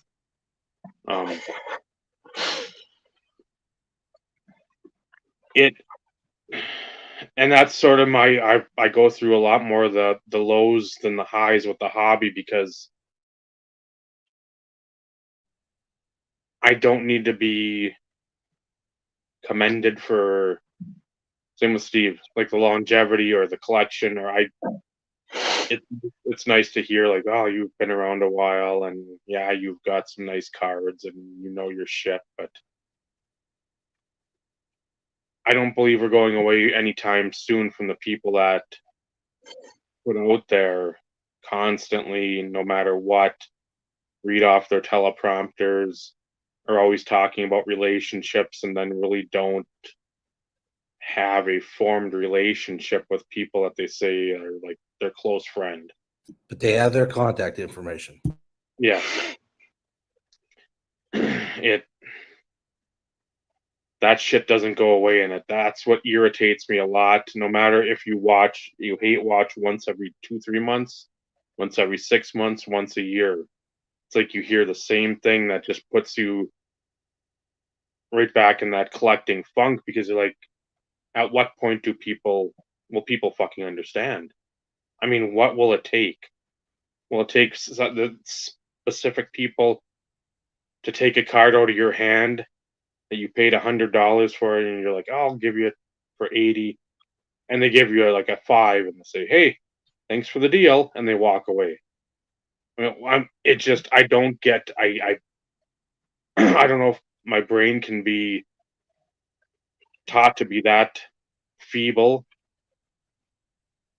and like pick up I guess these people just like the design of or the layout or the light box or the editing or if that's the case, I mean, like I've said before, those people can just clear out to the side because if that you're gonna ignore the overarching problem because of a few bells and whistles, that doesn't do good for the community.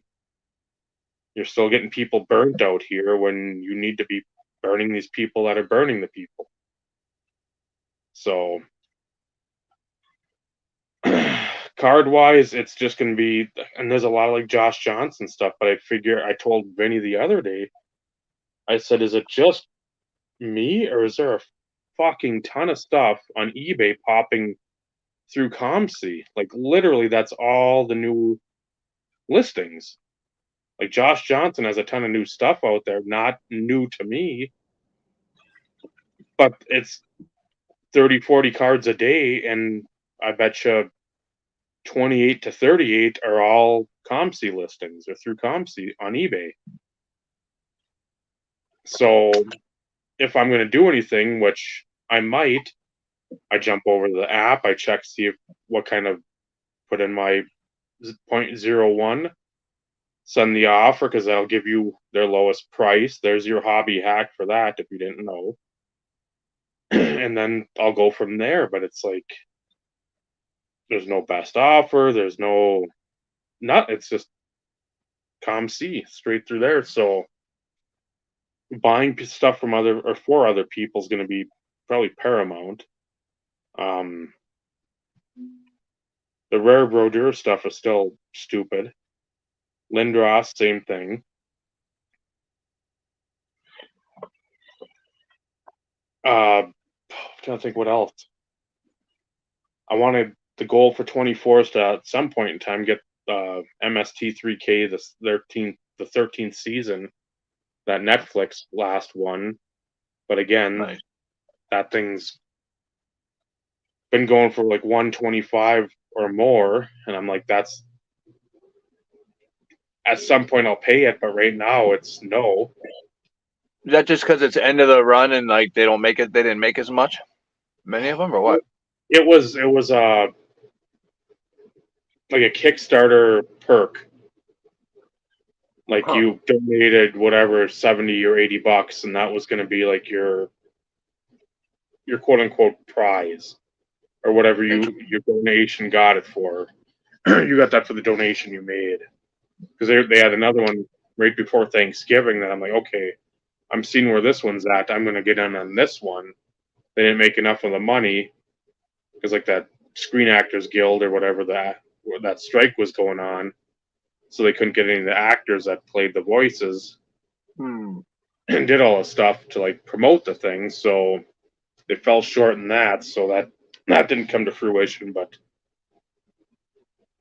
it's like, I want to get that stuff. There's the riff tracks that I'm close to the completion of that. Still the Ring of Honor DVD. It's like the same stuff over and over. It's the same stuff that I don't deviate from my collecting. I want the same basically useless nonsense, because that's the stuff that I enjoy. Pearls Before Swine. I'm looking at some of those like books, because I love Stephen Pastis. I love his way of looking at things, because I'm rat. I there's not a lot of sunshine that I like to remove from my clouds. So I'm trying to think, the Far Side. I got to look through. My dad had a bunch of those, so my mom gave me those. I want to put together that I showed last week, the yearbook run. Oh, nice. I want to put like from his sister, his oldest sibling, his sister was like a 53 graduate. And then I think, because I talked to my uncle's wife, and she said it was like either 71 or 73 that the last one graduated. But I'd like to put like that whole run of yearbooks together. So that'll be something where I don't have to sit there and I'm forced to try to put like a rainbow together. At some point in time, whenever that is, get all of Steve's mask toys and do that. I know Tristan and I talking about, I think sometime in like September, she wants to go back to Oregon, and she wants me to go with her, so maybe a trip out there. But then the rest of the year, it's like, okay, camping, but then softball. Softball pretty much from early April to end of July. So that's going to mean a lot of my time, money, whatever the case may be. It's like my energy is going to be pretty much like devoted to that. So, and then locking away whatever I can for Expo. mid-November. So doing all that and making sure all those ducks are in a row and have all the proper documentation. So we can get up there and visit with Jeff and have beers and Bird. I thought I had one of the annuals. This is just a desk calendar of 2002. Far side. Like you get your calendar notes, but you get every day or every week, I guess, a new joke. Good stuff, man. I was raised on the far side myself. show us a picture. Like these two. This is the like box set stuff. I like that kind. You know, you get all the special features on like different definitive collections. This is the.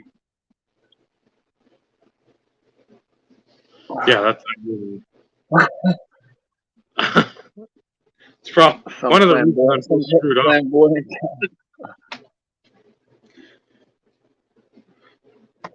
Seeing those on the bookshelf when you're like 11 and 12, and you're like, oh yeah, hey, this is a comic. What's going on here? And starting to read it, and it made me, because there was like, for the first time I like understood a joke. Like, you know what I mean? It was the guy who's like, you just see like his footprints from the mounds of sand behind him, and then he's now in the foreground. He's like just finished this bag of chips, and he's like, I probably shouldn't have been eating this bag of chips for the last 3 miles. You know, he's in the desert. Like, it just, I don't know, man. That was the one that got me. The first one that got me.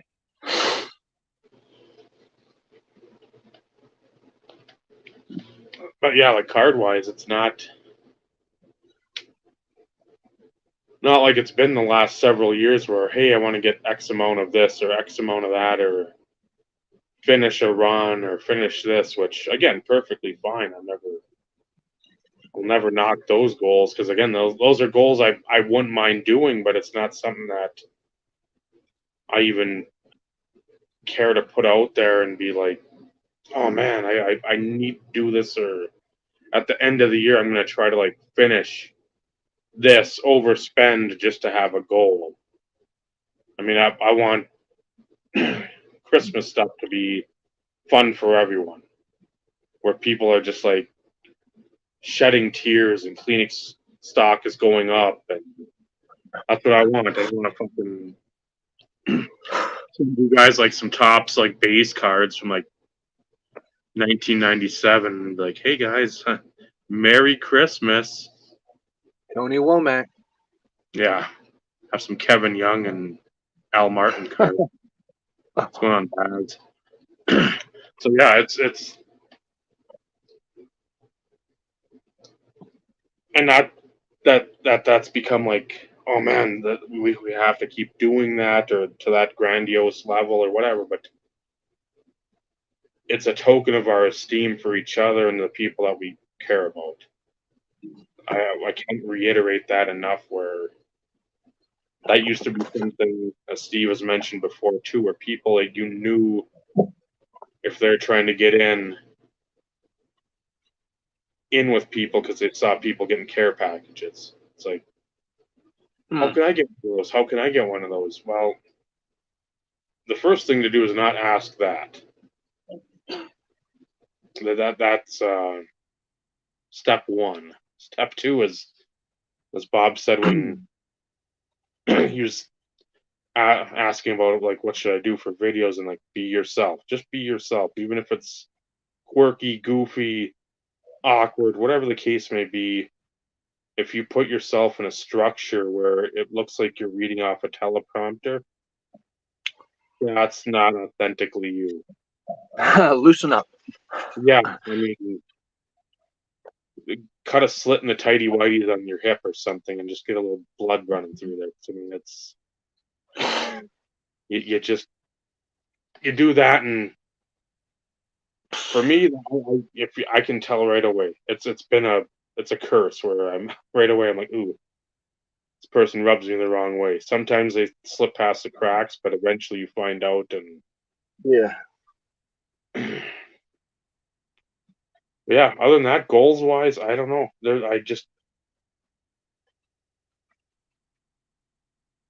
and lose weight. I gotta fucking lose some weight.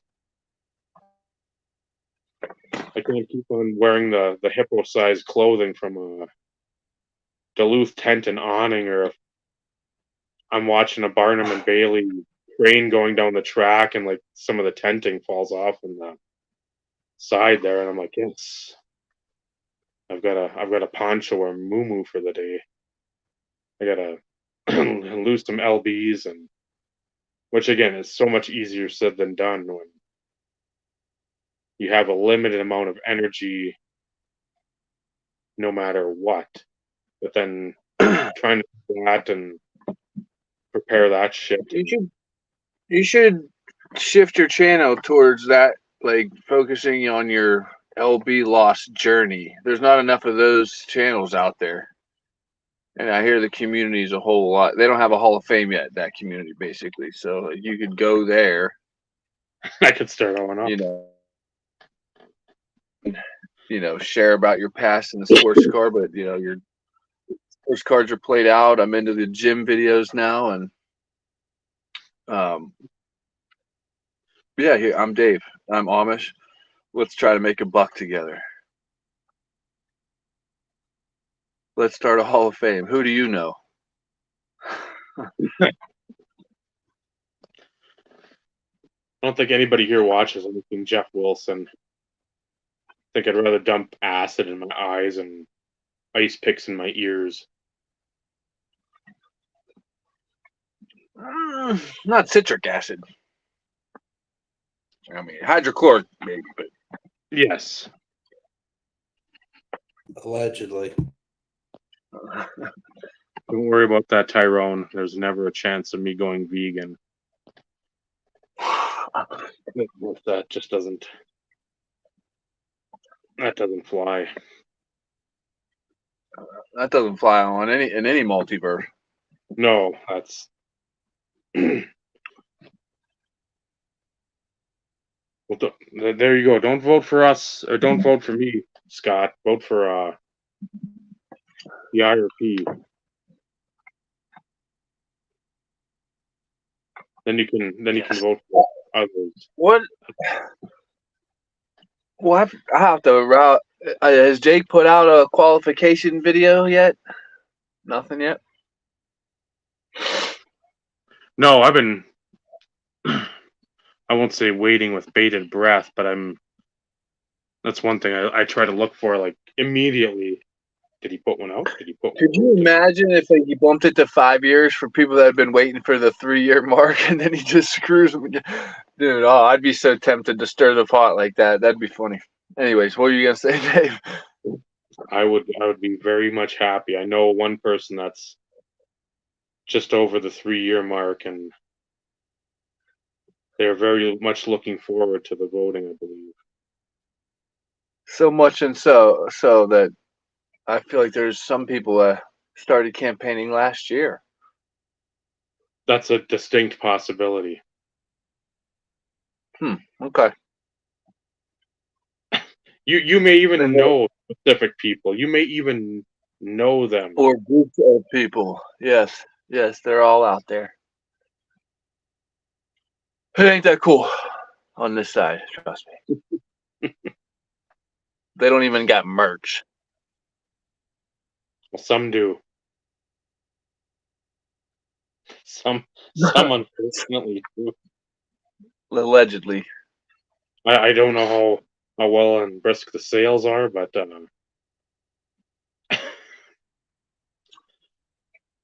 Yeah. I trust the sales aren't good. Beat me to it.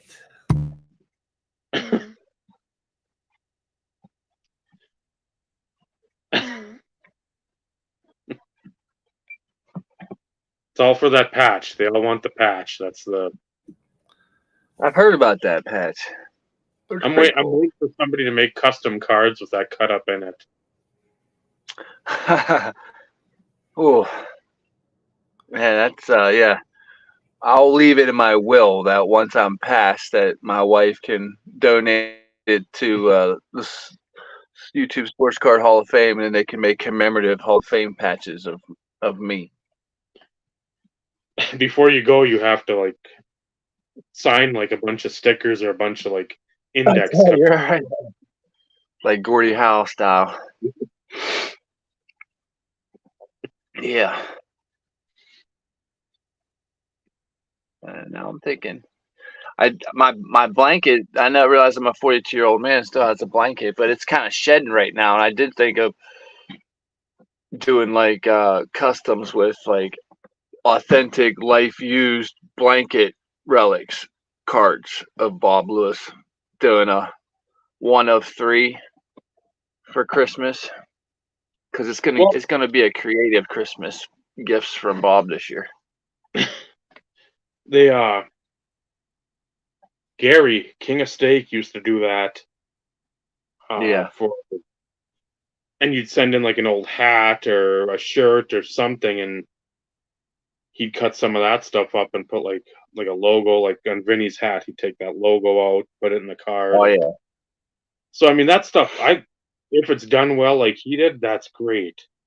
If it's done like I would do it, I hope you have a campfire somewhere where you can start it with that. Well, that's artistic- sort of the charm of it. It's so bad it's good. That's the MSTK 3K nature about it, man. It's so bad it's good. No, this one, it's so bad it's really that bad. It's so bad it's good. Yeah. I don't have the heart to throw something this bad away and taint all the trash.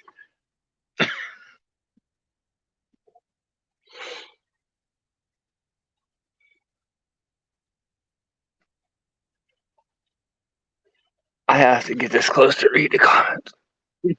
Oh yeah. This is what I've been eating lately. French toast crunch. This is where it's at lately for me. I mean, look at this cast of characters right here.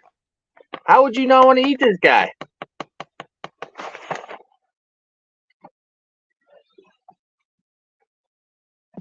That's correct.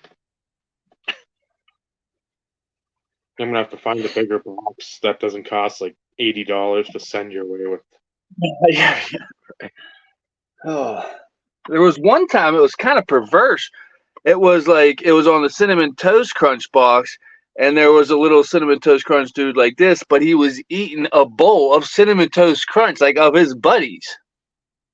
He was just a bigger one. Demented. Them cereal eaters are a different breed. This is correct.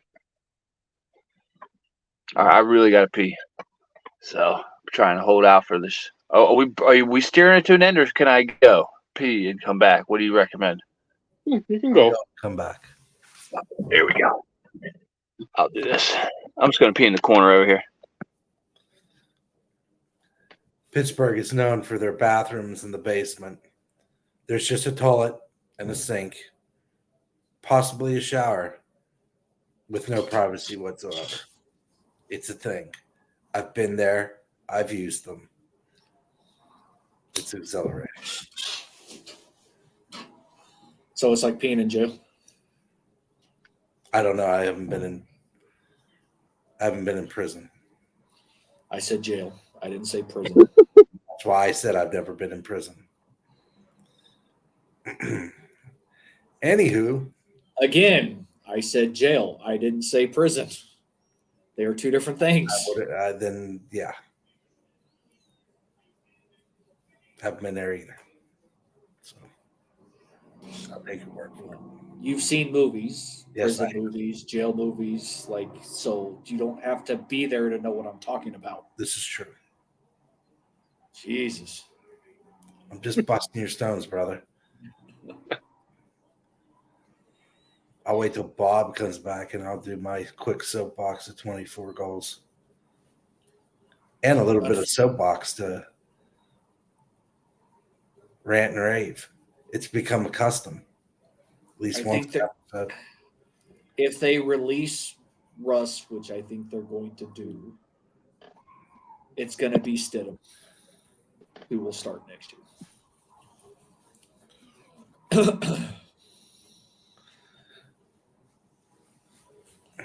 Why else do you sign a backup quarterback for like $3 million?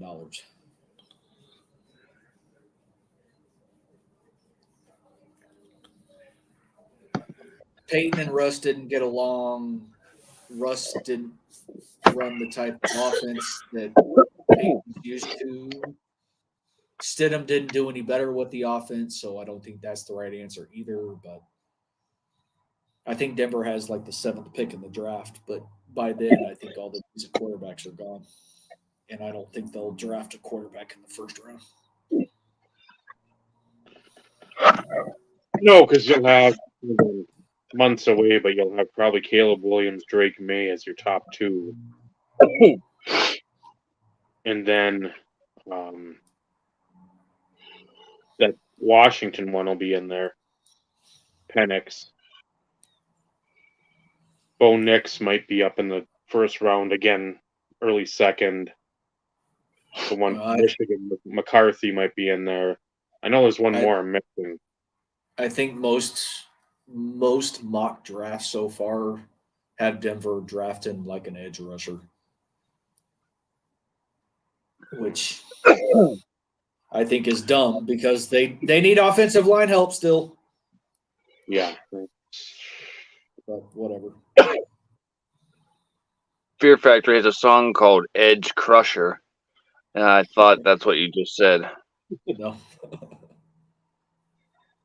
So like a D end is what, and I can't remember who they had put in there. Like, but their mock drafts. Who knows what's going to happen? There's always moves, but like, I don't think they'll draft a quarterback. I think they're going to stick with Stidham. Markets fluctuate.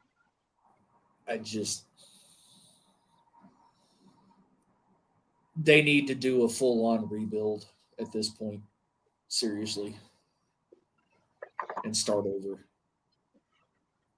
Too many coaching changes over the last few years, both head coach and coordinators. Like, I don't know.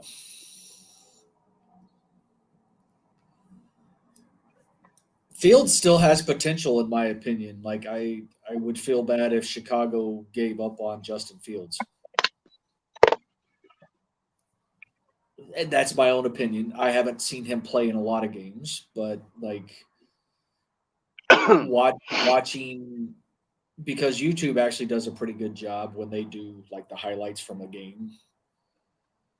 It's if something leads in a turnover or a pretty substantial lengthy drive, yes, it focuses on like the bigger plays, but you can still get an idea. It's not scoring, or turnovers, and that's all they put out there. They're 18 to 20 minutes per game almost. Mm-hmm. But like I said earlier, there's speculation that rumors Russ could go to Pittsburgh. There was another team mentioned too, and I don't remember who was mentioned.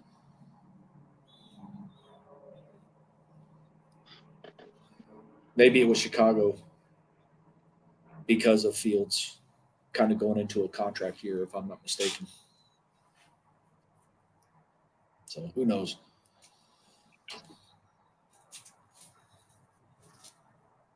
We didn't talk any playoff football.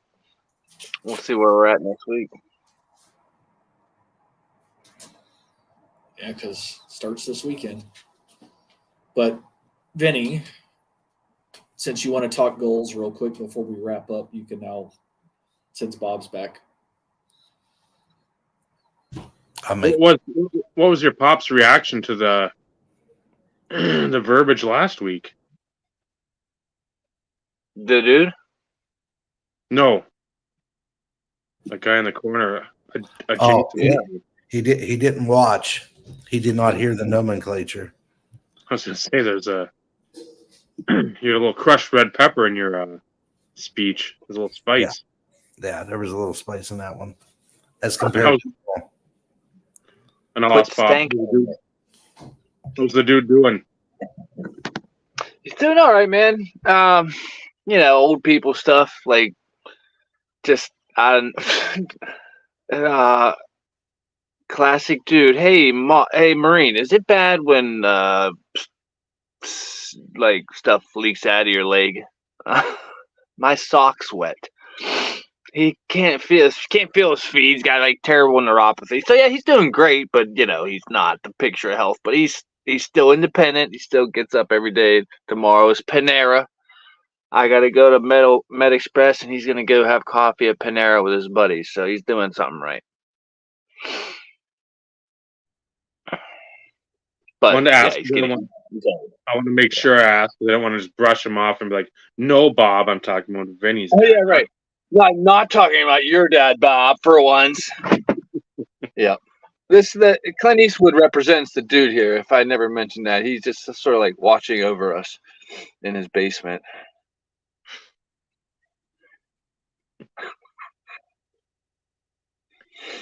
All right, Vinny, let's hear it. Retract or detract? No, retract.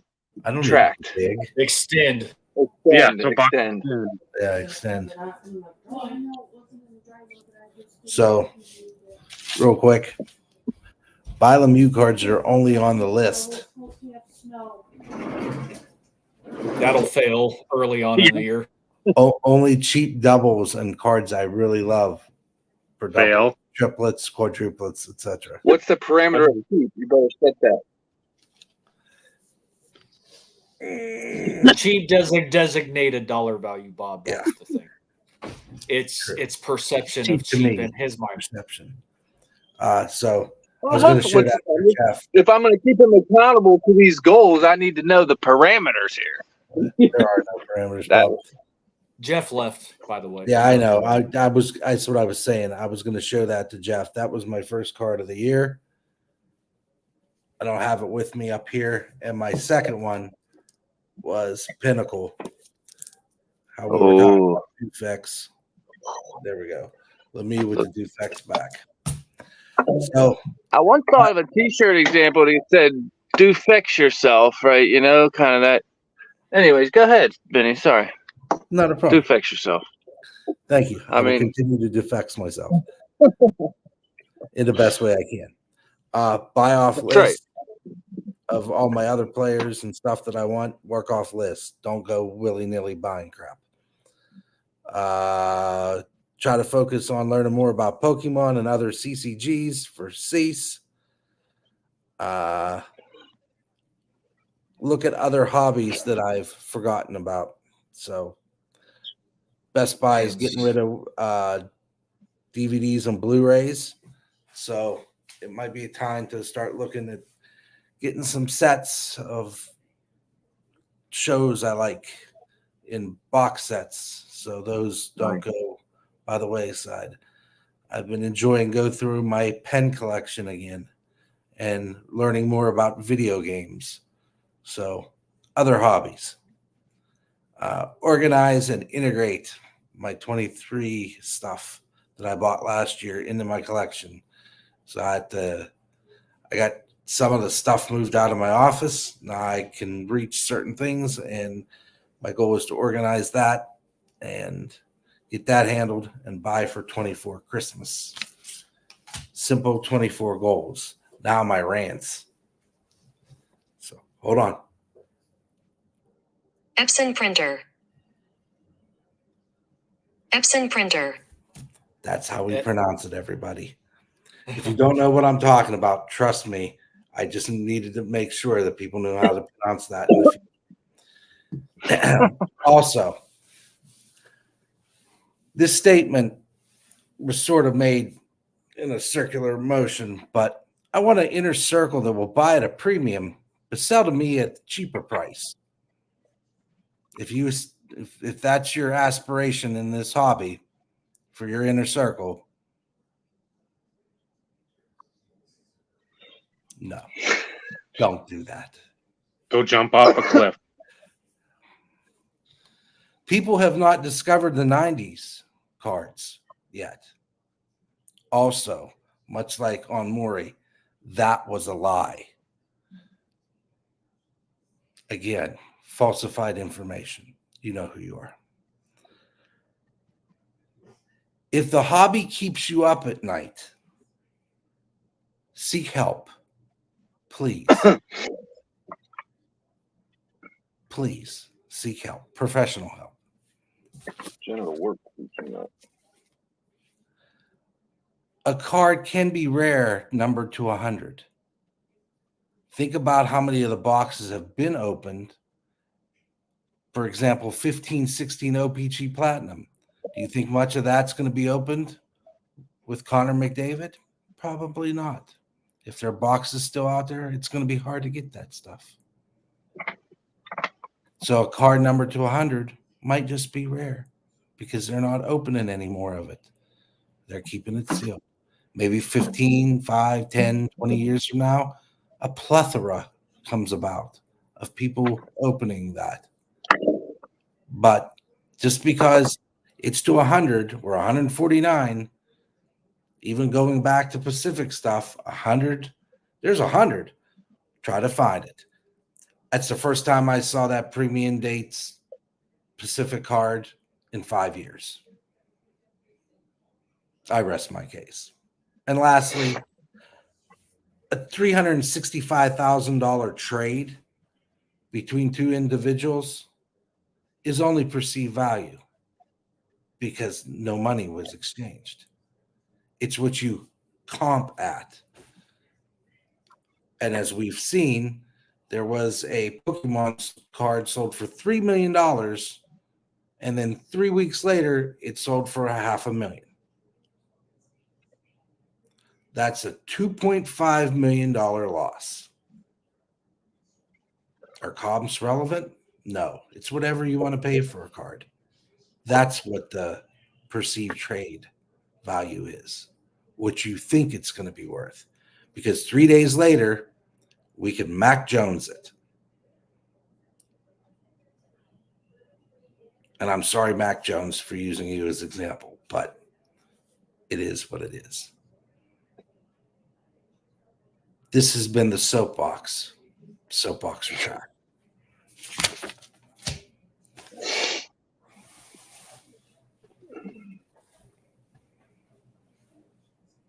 Well done. Epson printer, not Epson. Even if that's your funny way of saying it with your boys, Epson printer. That's all I got to say. And if you need to scan your cards to show them to the world, and it's a huge deal, by God, I hope you enjoy it. I hope it's great. I hope it's wonderful. But it's not a standard. It's not a standard. You know what I like to do? What do you like to do, Dave? When I go on vacation with Trista and we're on like the North Shore, This should and be good. I'm looking out at Lake Superior, enjoying nature. I like to get on my phone for a couple hours and look at eBay. Do you? I do. Does Trista appreciate that? She loves it. She's That's like, why okay, I understand that. I understand. I know what you're doing. You don't put like an out of office message that you'll be gone for so many days from the hobby? No, not 11 or 12 days. I mean, it's not the 12 days of Christmas or anything like that. So Just checking. it's checks and balances. When the checks are balanced, I do bounce checks. it's the memory overdraft or overdrawn at memory, whatever the SIM card Oh, full. dude, the Raoul Jewel one or whatever. Yep. Overdrawn at the memory bank. Yes, the old Gomez Adams or whatever. Yes. Raul Julia. What a name. What a talent. M. Bison. Yes. Played two iconic characters in our childhood. He definitely did. I'm trying to think of something else he was in.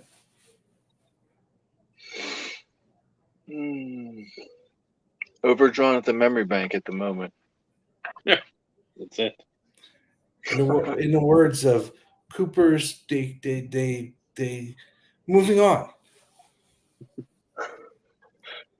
Bob's probably like, what the heck's that? Anyways. That was you trying to pronounce French 2 years ago. Christmas. Oh, I thought 1 hour and 27 minutes in. No, finish watching. Sounds better. anyways. Rainbow, Bob. Rainbow. And I should say, Rainbow, too, okay. This is my January reminder. I'll try to send you one to remember it next year.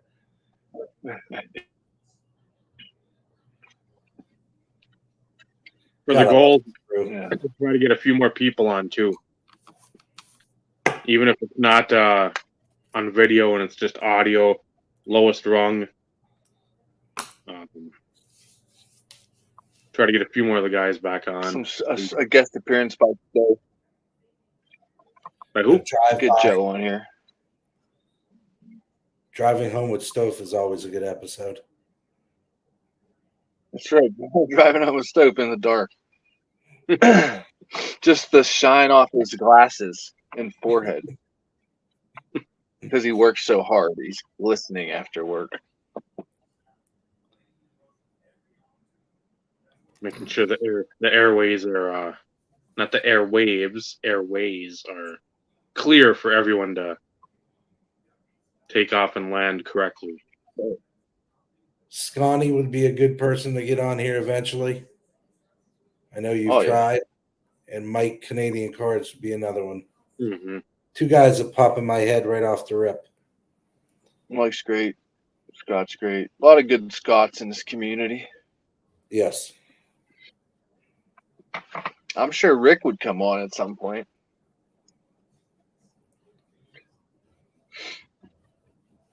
Get him on. That would be good. He can be our vintage correspondent. That would be the guaranteed end to the YouTube Hall of Fame. All the vintage cards have to win because he's got vintage. Dude, shun him.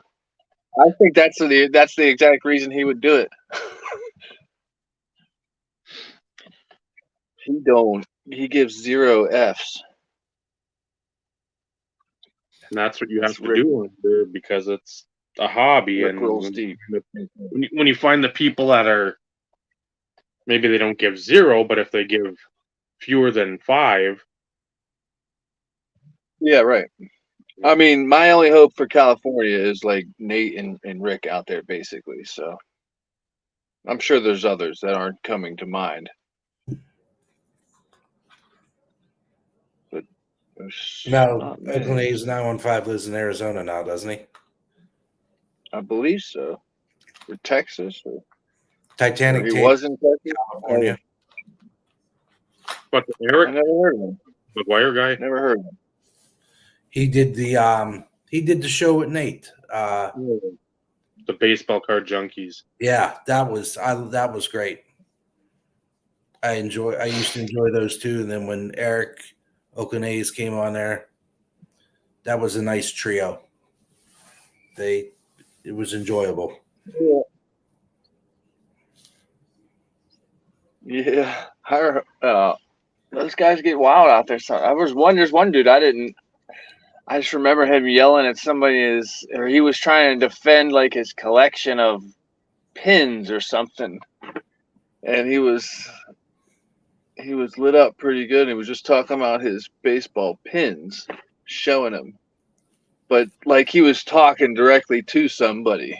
Like there was beef there. I just, and it's like one of those, just like feeling do I need to like unpack this more and like find out who he's mad at and what it's, you know what I mean? Like it was just in that moment, I just thought it was funny that he was so passionate about defending his pins.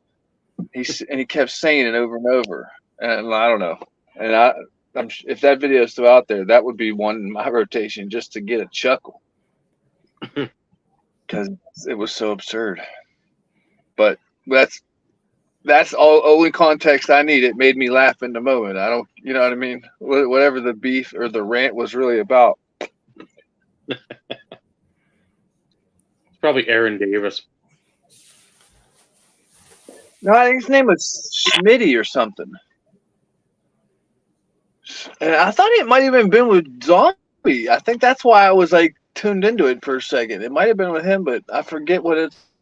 Oh, anyways, like all that stuff is so comical to me because like I think of like this end of what YouTube has brought, like lasting, we'll be to each other's funerals, God forbid, that's long from now, like that type of like meaningful relationships for each other to like where we're grown men like making videos about ranting about another grown man in a hobby for children. So it's just hilarious to me.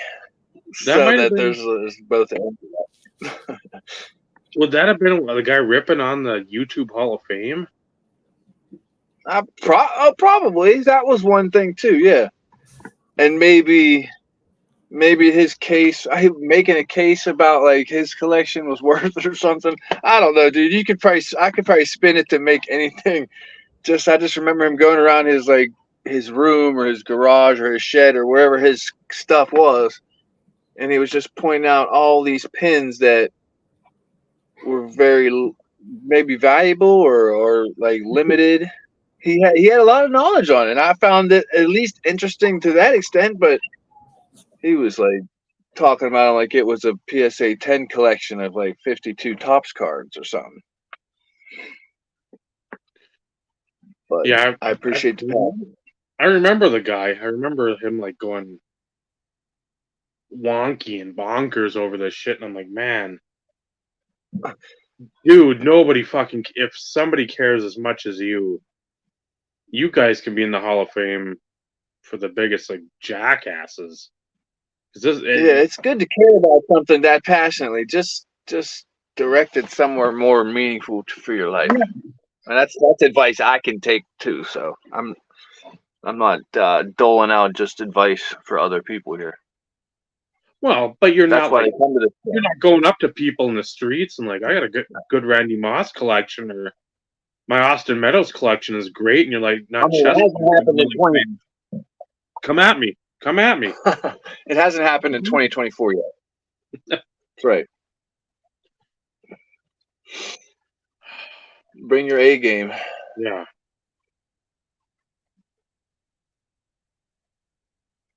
No, so hopefully at some point in the very near future, if Jake decides to do it, continue on with the old YTHOF,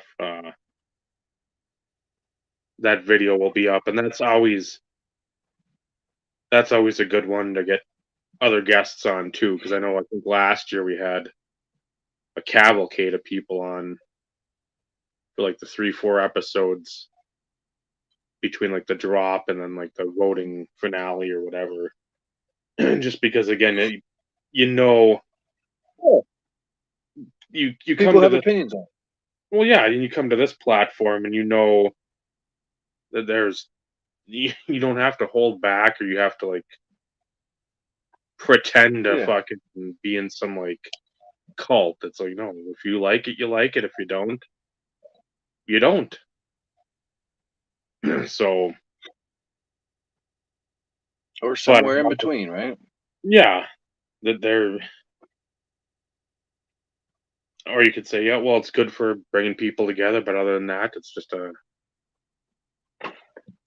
dick measuring contest with some people that have some nice cards and thought it'd be cool to do something. They hold all the rules. Yeah. They're the puppeteers and we're the marionettes. They're the ones doing the measuring. Yeah. That's how they did it in 2020, just to be clear.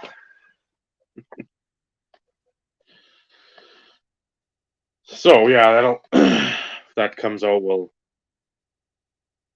definitely have more to talk about. Try to do Tuesday next week. I know there's a junior high game at 5 and varsity at 6:15. but the ones where we're doing the Wednesday, it's a struggle because now we have Monday, Thursday delivery for freight. So then I'm just dead on a Thursday when I don't mind it, but I can be dead on a Wednesday where right now that's my day off.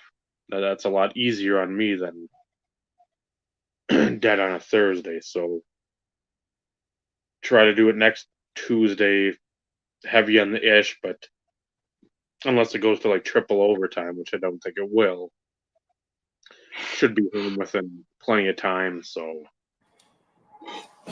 We've done fairly good with I get keeping back in town in like check. 7. that's Yeah, either 7. day works for me. Yeah, either on Tuesday they pick me up I get my bus gets back in town like 6:20, and I should be home, by 7. Okay.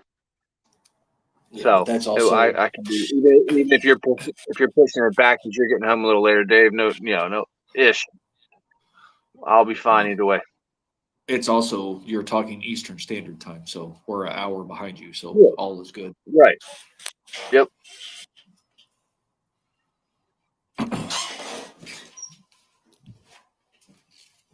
Well, all should be good, I should say.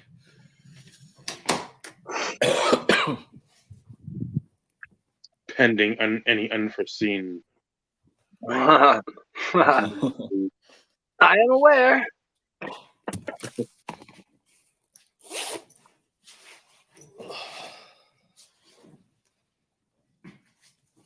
All right, Dave. Guess you can start wrapping us up if Vinny will ever come back. Earth to Vinny.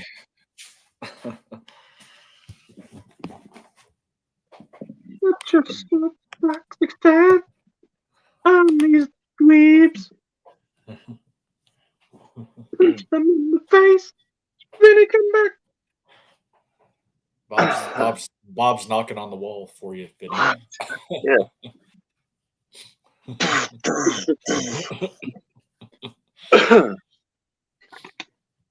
We're taking the effects up a notch this year. Yeah.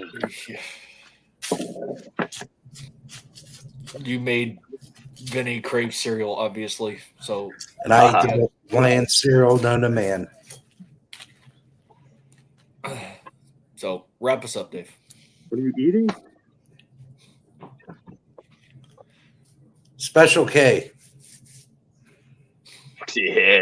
That's my cereal. Huh. Really fun. Man. Oh. Well, thanks for all those that joined, chatted along the way. Always good to have some folks in here.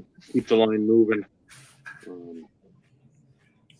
Again, next week, Tuesday, talk about the playoffs and what happened there.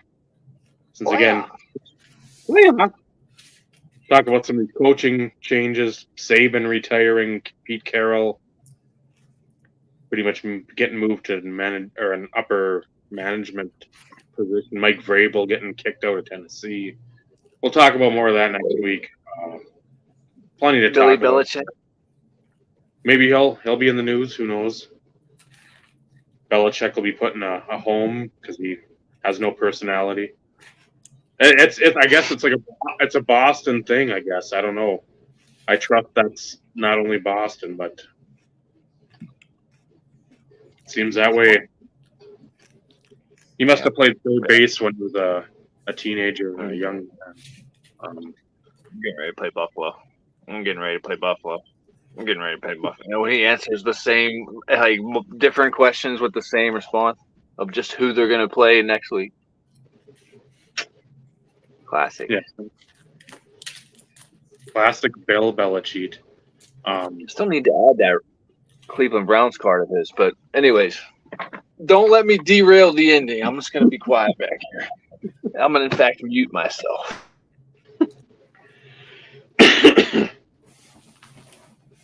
So,